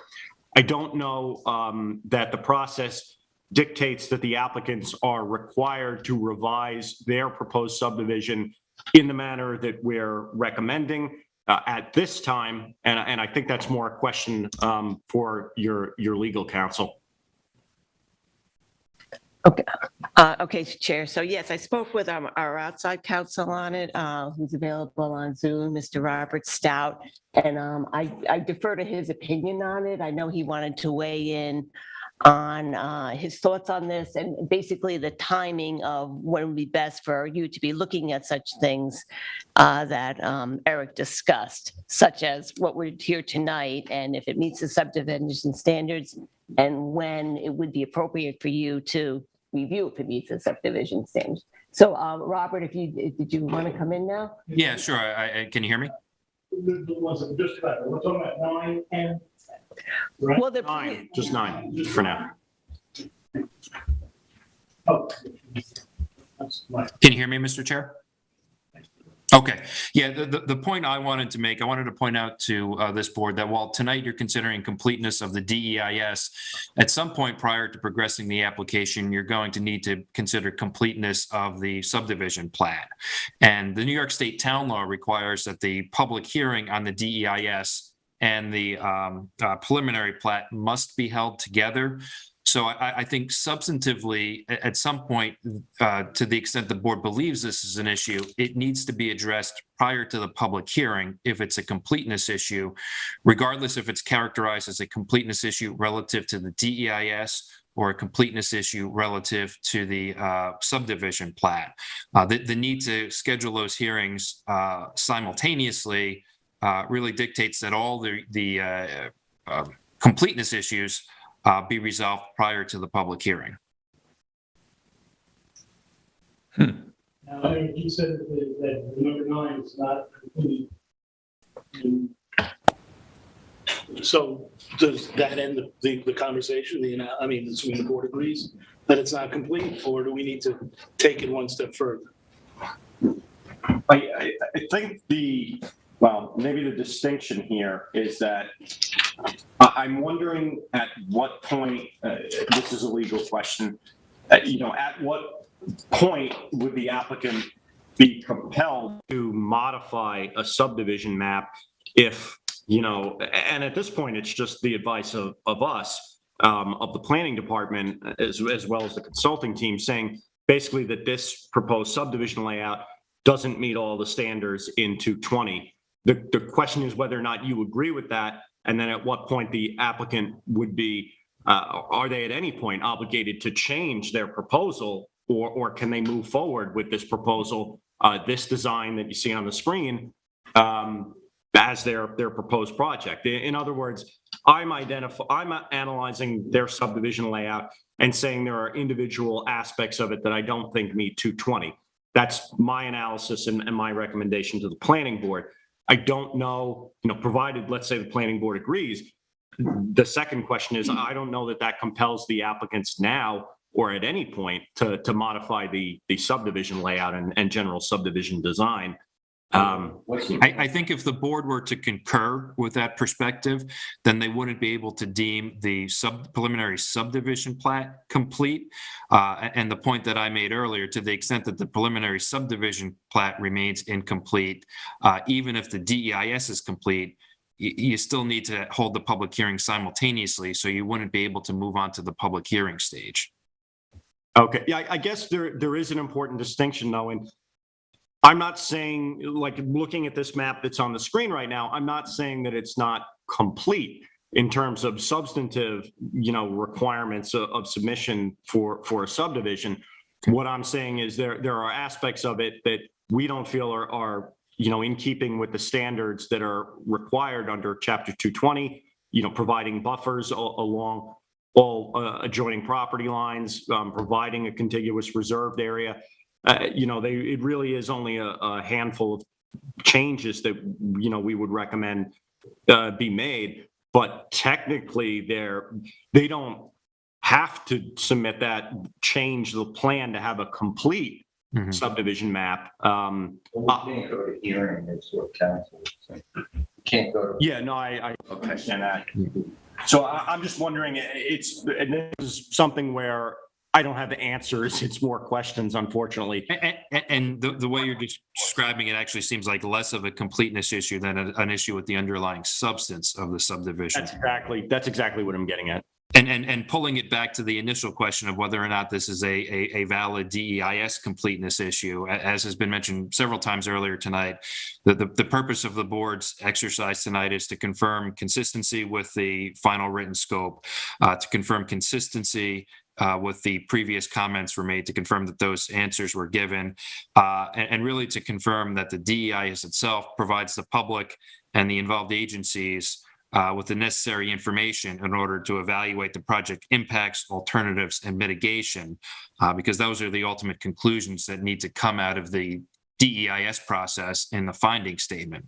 So if the board believes it has enough information in order to begin to make that deliberation and to allow other agencies to comment in an informed fashion, that leads to a conclusion that the particular issue is sufficient for DEIS completeness purposes. Not whether it's satisfactory to the board. Correct.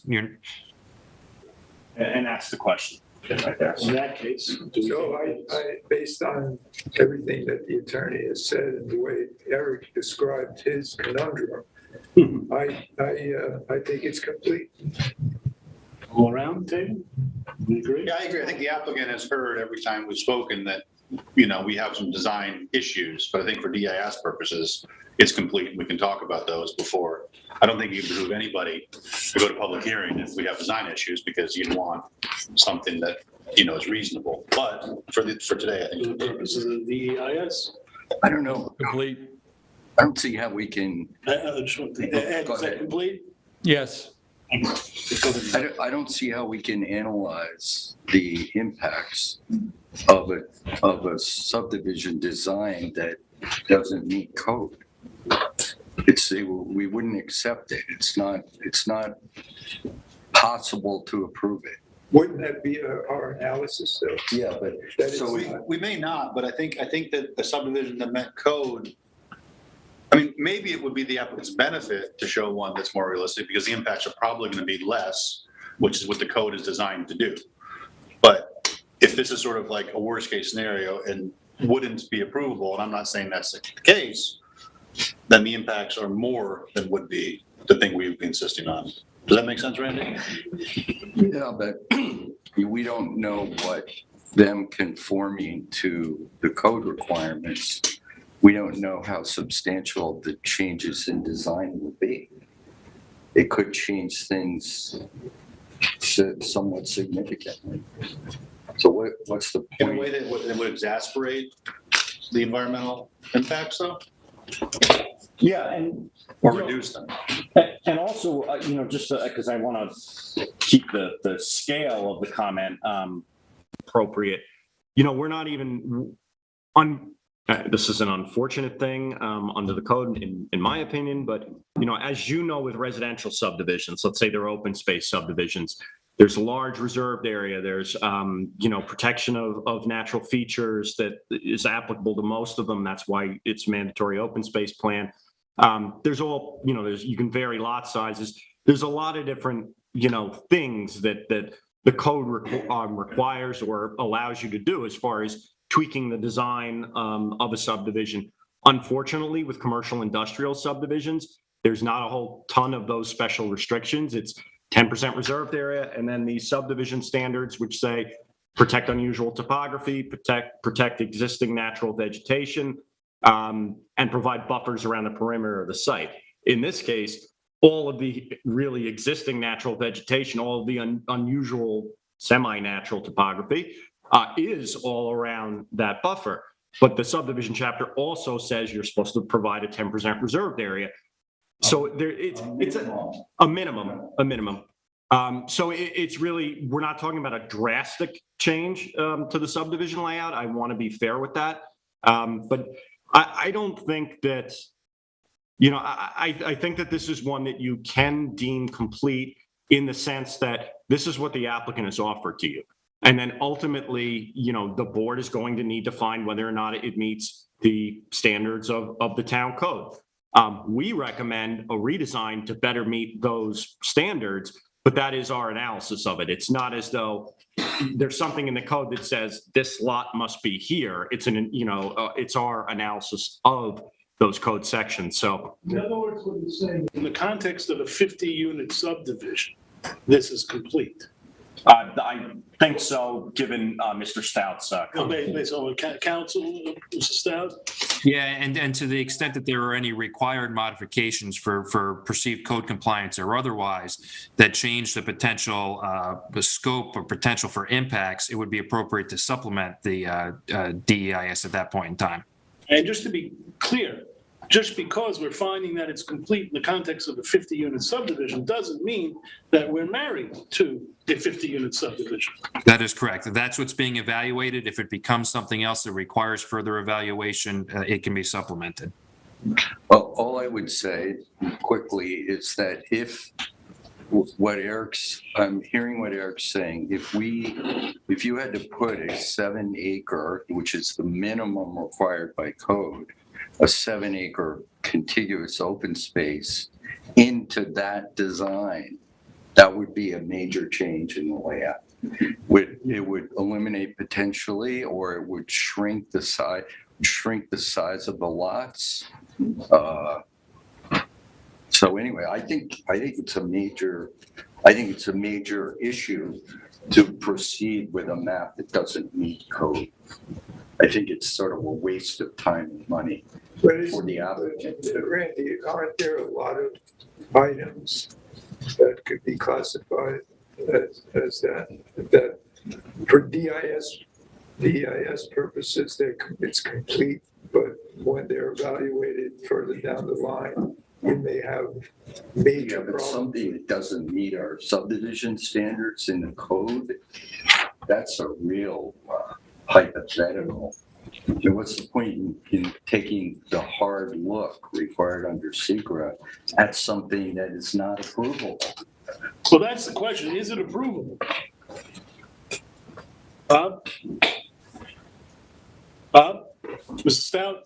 Would it be approvable? Sorry, I was on mute. Sorry. Frankly, because we're at the DEIS stage, that's not an issue we've drilled down on with any precision in terms of evaluating compliance with the subdivision regs. So even though it is a code violation, Well, maybe. I mean, we have to look at it. potential code violation. Yeah, it's a maybe still, right? It's the word potential, yeah. We've all had, we've all raised some flags about the design, and I think Yeah. That's what no, we're that's proceeding not- with, and that's what we got, right? And so they're That's it. continuing. Yeah, I'll just vote no on finding it complete. Okay, so we are complete with the reservation. That's the only. Fix one. We're coming up with consensus for it. All right, last one is the Hamlet Plan alternative. Okay, yeah, I really need to get up a visual here. LTV, can you do me a favor? Can you end my screen share?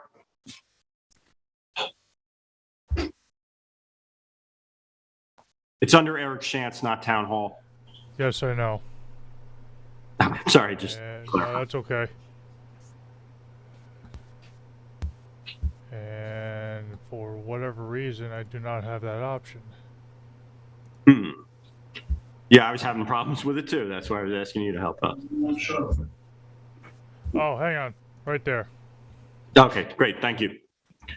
Okay, so I just want to see if this computer is not cooperating with me today, but I want to try and get this up for you as quickly as possible. And while I'm doing that, I will go through this item. So this is the last item then, therefore, although it's number 10 here.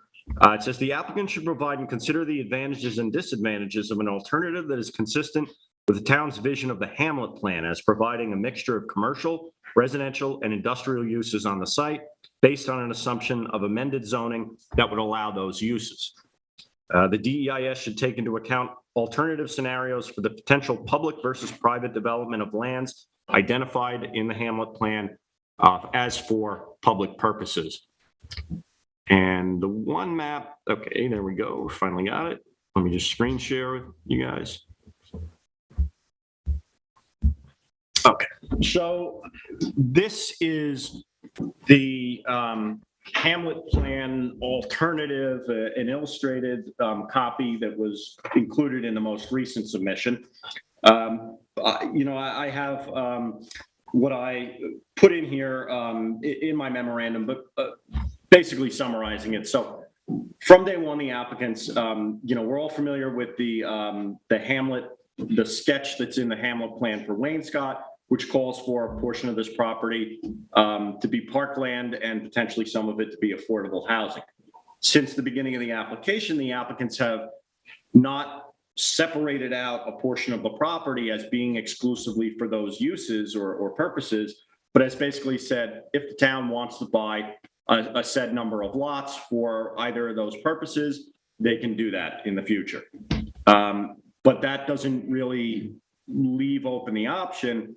And as the application is, so I will say, this is basically the same idea, the same offering of space for affordable housing or parkland that was made previously. This plan is illustrated a little bit differently.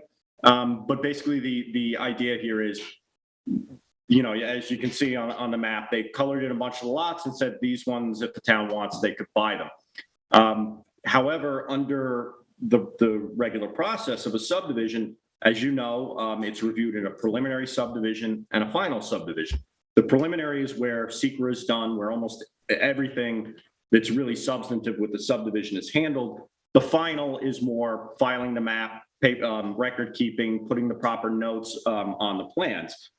As the applicants have submitted this now, that before they could get a building permit on any of those one lots, they would need to complete all of this improvement, all of these roads, all the utilities, street trees, drainage, everything in its entirety. However, you can see in looking at this map, it is a little bit difficult to see, but the area that's actually the west, north is to your right as you're staring at this. But the area in green there is identified as section 2, and basically the other half of the subdivision is identified as section 1.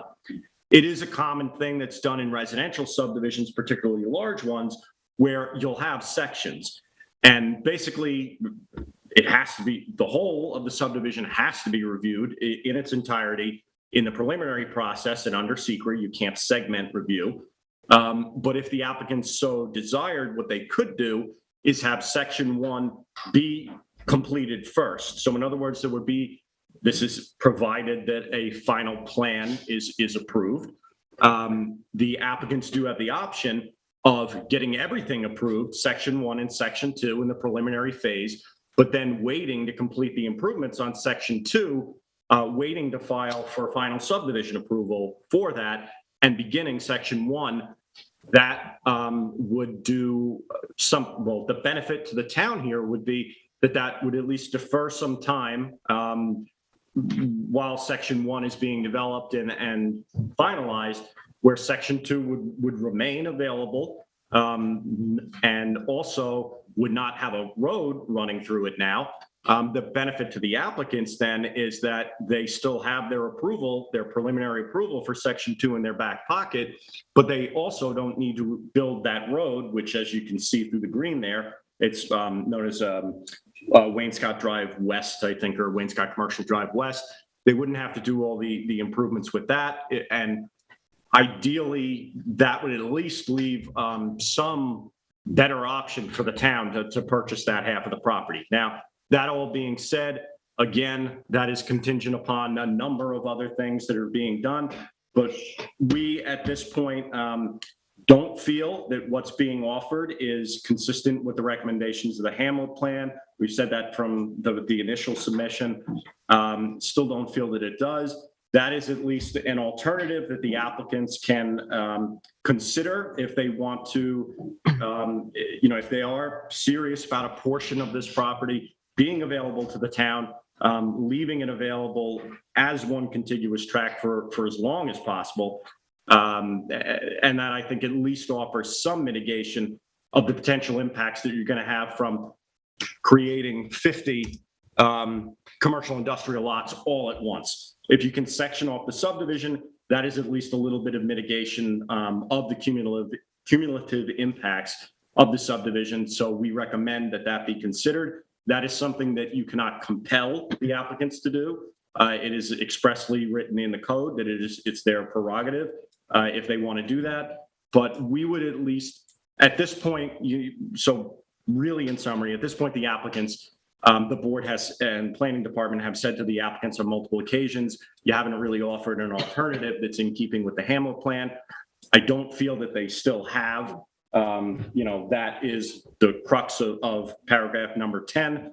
However, at this point, and this is a concept that we introduced in our initial evaluation when this application was first submitted, so it's not a new idea. I did get into more detail into that in the memo, but we would like the applicants to consider that.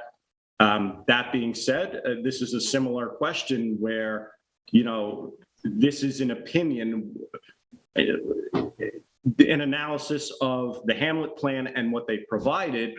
Our position is consistent that this alternative does not really meet the main goals of the Hamlet plan. And so then it's a similar question to the subdivision design in that, does this render the DEIS incomplete? I would suspect that the answer is basically the same one as to paragraph 9. But I will defer that question to council and defer that potential minor mitigation. I offer that to the applicants as at least something that could mitigate the impacts of this. But it's something for the board to discuss, and it's something that you have been discussing throughout this entire process, and you should continue to do so and figure out what's going to be required of the applicants. Just one. If we were to approve that, though, that means we're approving a 50-unit subdivision. Yes, although what I'm saying is that there's that framework where you could section it off and just defer some of the development so that you're not doing it all at once. But that being said, that doesn't also mean that what I'm saying is take this exact map and section it off as they've drawn it. There's other changes, as we just mentioned in the subdivision design, that I feel are appropriate. But that idea in principle is something that I think would be very beneficial to this application, and something that I'm offering to the applicants to consider right now, just because might as well, we just had that conversation about subdivision design. It behooves the applicant to consider anything that might be mitigation for the potential adverse impacts of the subdivision. I want the board to, and if I'm right on this, that the board should understand as they take this suggestion into consideration, that what it does mean is, and look, the board has been pretty clear that we think that 50 units is a lot. And if this proposal were to be accepted, you would have 50 units. Now, ideally, they wouldn't be developed. Well, not all of them, but a considerable number of them wouldn't be developed under this. But the potential exists that they would. Yeah. And we would be left with a 50-unit subdivision. Just defer the impact. Isn't it just one idea? It's necessarily going down the road, or we're stuck with this. Well, no, we're talking about a subdivision application. And we would be approving a 50-unit subdivision application. There is this, is phasing an appropriate word to use? Yeah. Yep. Is that an inappropriate? No, that's an appropriate word. Okay, I don't want to say the wrong thing. But it's being phased. But if down the road the stars don't align and the ability or the desire to go forward with this proposal doesn't come to fruition, then you've got 50 units. Does that mean today, by deeming this complete, that we're stuck with this? No, nothing we deem complete has anything to do with approval. No. But I'm just saying that to the point that Eric is bringing up this idea. No. I'm restrained. I'm restraining myself. I just want it understood as this conversation, this particular conversation that Eric's initiating, which is definitely a discussion worth having. Because the idea of all that parkland, that's an attractive thing. But the point is that if it doesn't become all that parkland, it's 50 units. And that's if we get to the DEIS. Down the road. Yeah. That's what I was saying. Absolutely. Yeah. I just want to say, I agree with everything that Eric said, and I think it makes sense for the applicant and the town to leave a realistic option for purchase. I know that may or may not happen. But to Eric's point, I don't think your plan precludes it. putting that road through potential parkland would be a huge hindrance in the deal ever happening. I think we can work that out on whatever subdivision map we come up with. But I think Eric brings up a very good point of you're still applying for what you want, your full subdivision, but are doing it in a realistic way so that, there may be, maybe you decide you don't want to develop all the lots in the future. Who knows? There's a huge road through where there would be a park that would make it difficult for acquisition. Council, do you have something from this? No, I think to Eric's point, the analysis is similar to the previous item. Previously, you were evaluating whether or not there's potential substantive disputes on the adequacy of the underlying subdivision plan were a DEIS completeness issue. Here, the issue is whether or not potential differences of opinion over whether or not one particular alternative meets the Hamlet plan is a DEIS completeness issue. So the considerations are the similar, if not the same. I'd like to ask the council a question about this whole process. Mm-hmm. It seems to me, I'm getting the feeling that this is sort of like an audition. The DIS process. We have certain issues with this project that we're asking for mitigation ideas from the applicant. And he's gone through a very burdensome, arduous process and submitted those ideas. Some of them we've approved, some of them we're not happy, some of them we disagree. So the reason I think it's like an audition, an acting song and dance audition, we're asking the person who's auditioning to perform a certain number to see if we'll cast them in the show. That audition may or may go off well. If it goes off well, it'll improve the chances of that person being cast in the show. If it doesn't, we can always not approve this project or not cast that person in the show. We're not committing to anything. So the only thing that we're learning here is by all of these submissions that the applicant is making in this DEIS process is how close we think they're getting to approval or disapproval further down the road. Is that a correct assessment of the process? And more precisely, are they giving the board members the tools in order to evaluate the project impacts such that when you get to the final EIS stage, you'll have sufficient information in front of you to evaluate whether or not the proposed mitigation is adequate or avoided to the extent it can be? You need not make those determinations now at this threshold stage. That's why we're in the audition phase, as you put it. But the casting and completeness of but the finality of the EIS happens at the finding stage, following the FEIS. We made a positive declaration. Then we gave them a scope for the things we want to know. Now it's a draft environmental impact statement, so we're getting a little more complete. And eventually there's a full environmental impact statement. And the goal, as he's saying, is to make sure that we have the information we need to know what the impacts of the project are going to be. So, we're getting finer and finer and finer. Nothing means that we're saying, yeah, go ahead with the project. But the finality when the performer gets cast in the show is the approval process. This DEIS is just leading up to that. Yeah, we're just making sure they're not saying, yeah, we're going to have a 50, lot subdivision. There's going to be 2 cars all day long. We would probably say, no, that's not going to work. We need to have a more realistic information.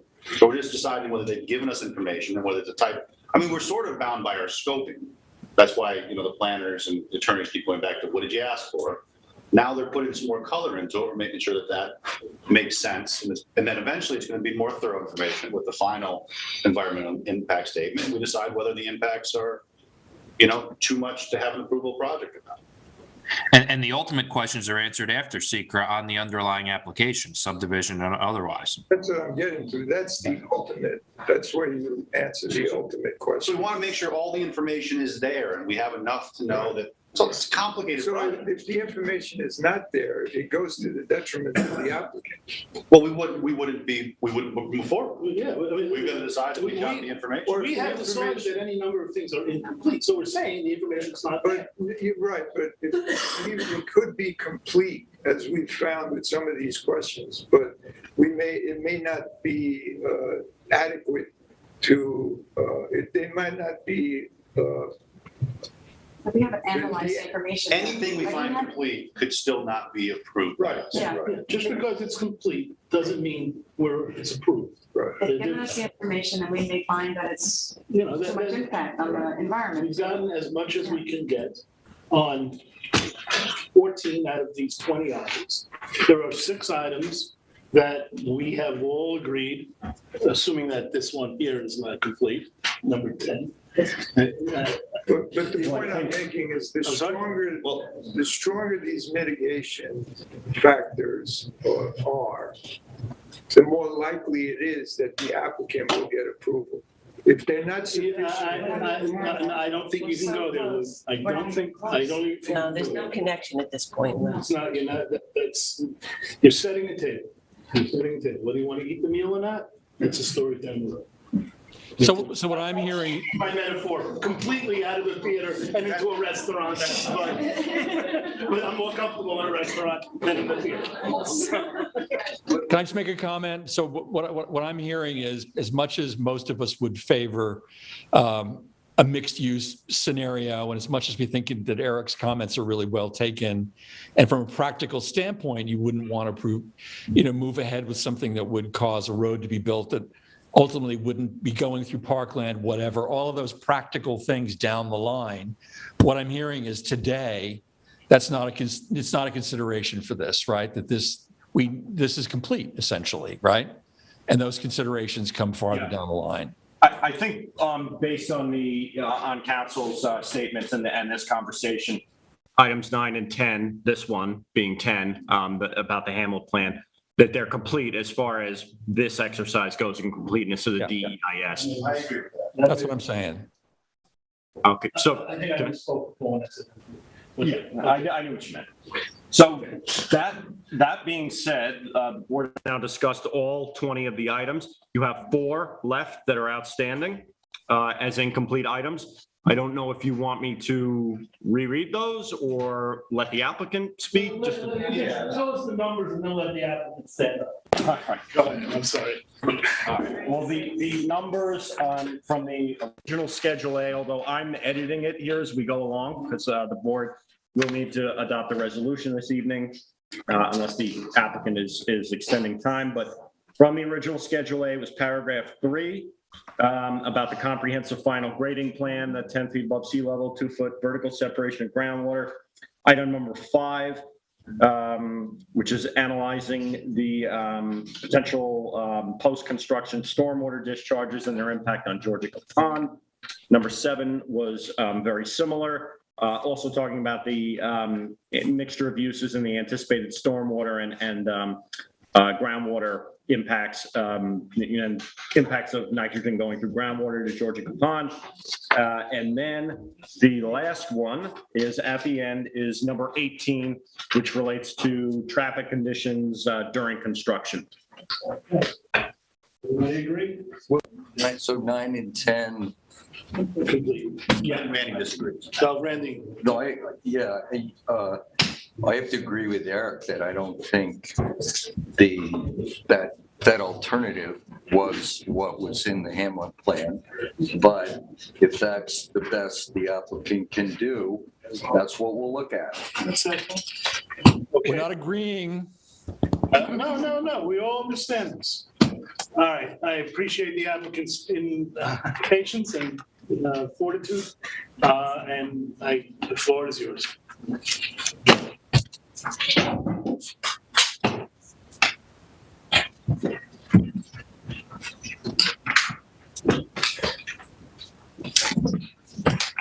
Mr. Chairman, members of the board, David Egan Associates, 30 Montauk Highway, Wayne Scott.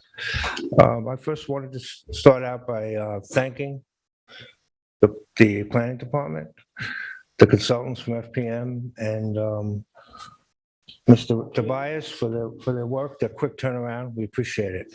We also believe that you can see the work that we put into this project, the amount of man hours, the dollars, the time, and we've made substantial progress. And we thank you for recognizing that.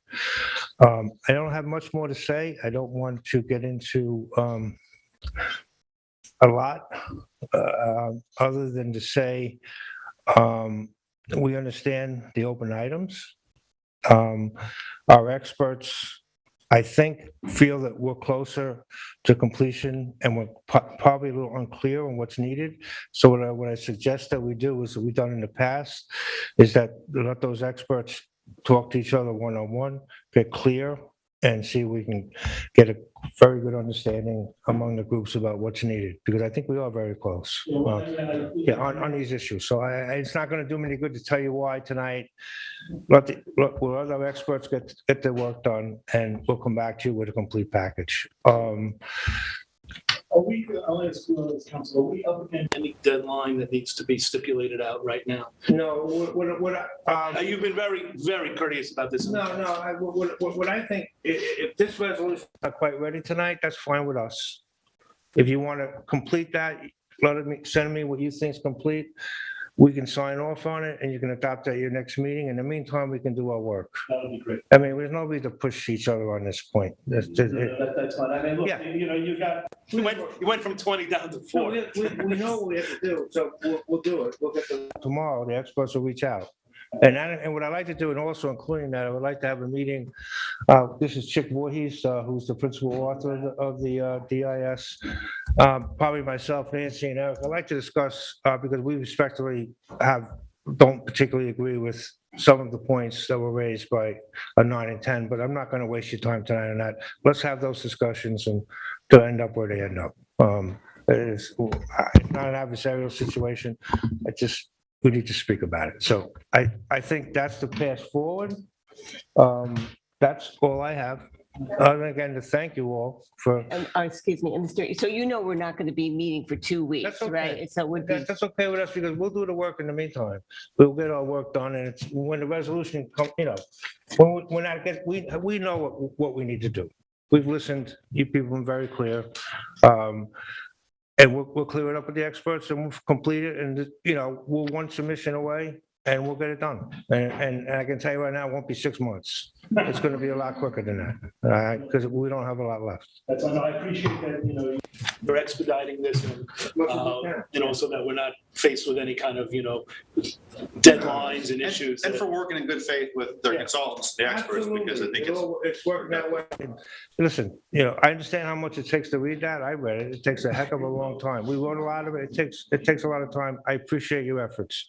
I really do. Thank you. Thank you. All right. Oh, please go ahead. Hi there. Chick Voorhees, Nelson Pope Voorhees for the record. I just want to say that it's great to see you all in person because all of our meetings last fall were by Zoom. So this is very helpful. Just on the restaurant and theater analogies, the audition.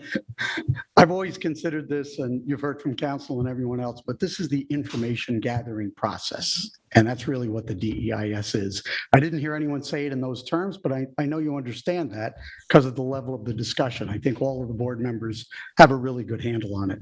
So I also want to point out that we're down to these issues, but as Eric said in the beginning, this is a 300-page document with a lot of attachments and appendices and professional reports. And all of those are part of this record. So a lot of the things that you're discussing are in detail discussed in the EIS, and we're looking and focusing at the planning board comments from staff, the FPM letter, and the LKMA letter, and that really defined the issues. And as we said, my tally was the same as yours, those 4 issues. We have those consultant memos and the staff memo, a good understanding, as David said, we'll do our homework, get that going, and we understand exactly what needs to be done. So I do want to thank you all as well. right, listen, at this point, we're going to put these books away. Randy, did you pull my, there we go. Okay, well, you got late. All right, I thank everybody for their hard work. I know how long and hard I've worked, and I know how long and hard everybody else has. Sharon, especially because Sharon's our point person on this application. I should turn it over to you for any comment that you might have at the end here. No, I mean, I think this is a long, this is just a beginning of an even longer process. We're just, learning what we have to gather, and it'll be nice to wrap this part of it up and move along. So with that, we have another meeting on July 13th, at which we'll take up the resolution. I presume Eric will be able to, and I presume from this reading that we'll take up a resolution which will deem this EIS incomplete, but it will further narrow the issue to the 4 items that were discussed tonight, or that we discussed them all, but that we agree are incomplete. And then somewhere down the road, there'll be a further submission by the applicant addressing those 4 items in particular, and we will have another fulsome discussion. With that, we have... Mr. Chair, I'm sorry, one thing. Just for the record, and the applicant might have done this already, I want to make sure it's clear that they're consenting to an extension of the time for this board to accept the resubmitted DEIS as complete until such time as the next meeting. Mr. Egan, would you articulate that, please? I thought I'd ask you. July 13th. 13th, I think. 13th, whatever Wednesday. Yeah, the applicant consents the extension of time until the next scheduled meeting, which we think is the 13th. And if that needs to move, it's the wrong date, we'll move the date. Okay, we'll cooperate. Agreed. Okay, thanks. Is that good enough? Yep. Good enough. Okay. One thing we know how to do is adjourn a matter. Motion. Hey, Sam, did we, Sam? Yeah. I assume that you whipped through the South Essex corner. Yeah, we covered that one. So okay. It was approved. All right. Well, we found consensus. Although it was marked 6. We got consensus. It was marked 6 months. No. We don't have a resolution yet. We don't have a resolution, that's right. Yeah, no, we didn't. It was just okay. All right, we handled it. So, all right. So anyway, folks, thank you all for coming out. Thanks to the members of the public for all coming out and staying here on the second longest day of the year, which we had the benefit of enjoying right to the last drop. With that, if there will be a motion to adjourn. Motion to adjourn. Is there a second? Second. All those in favor? Aye.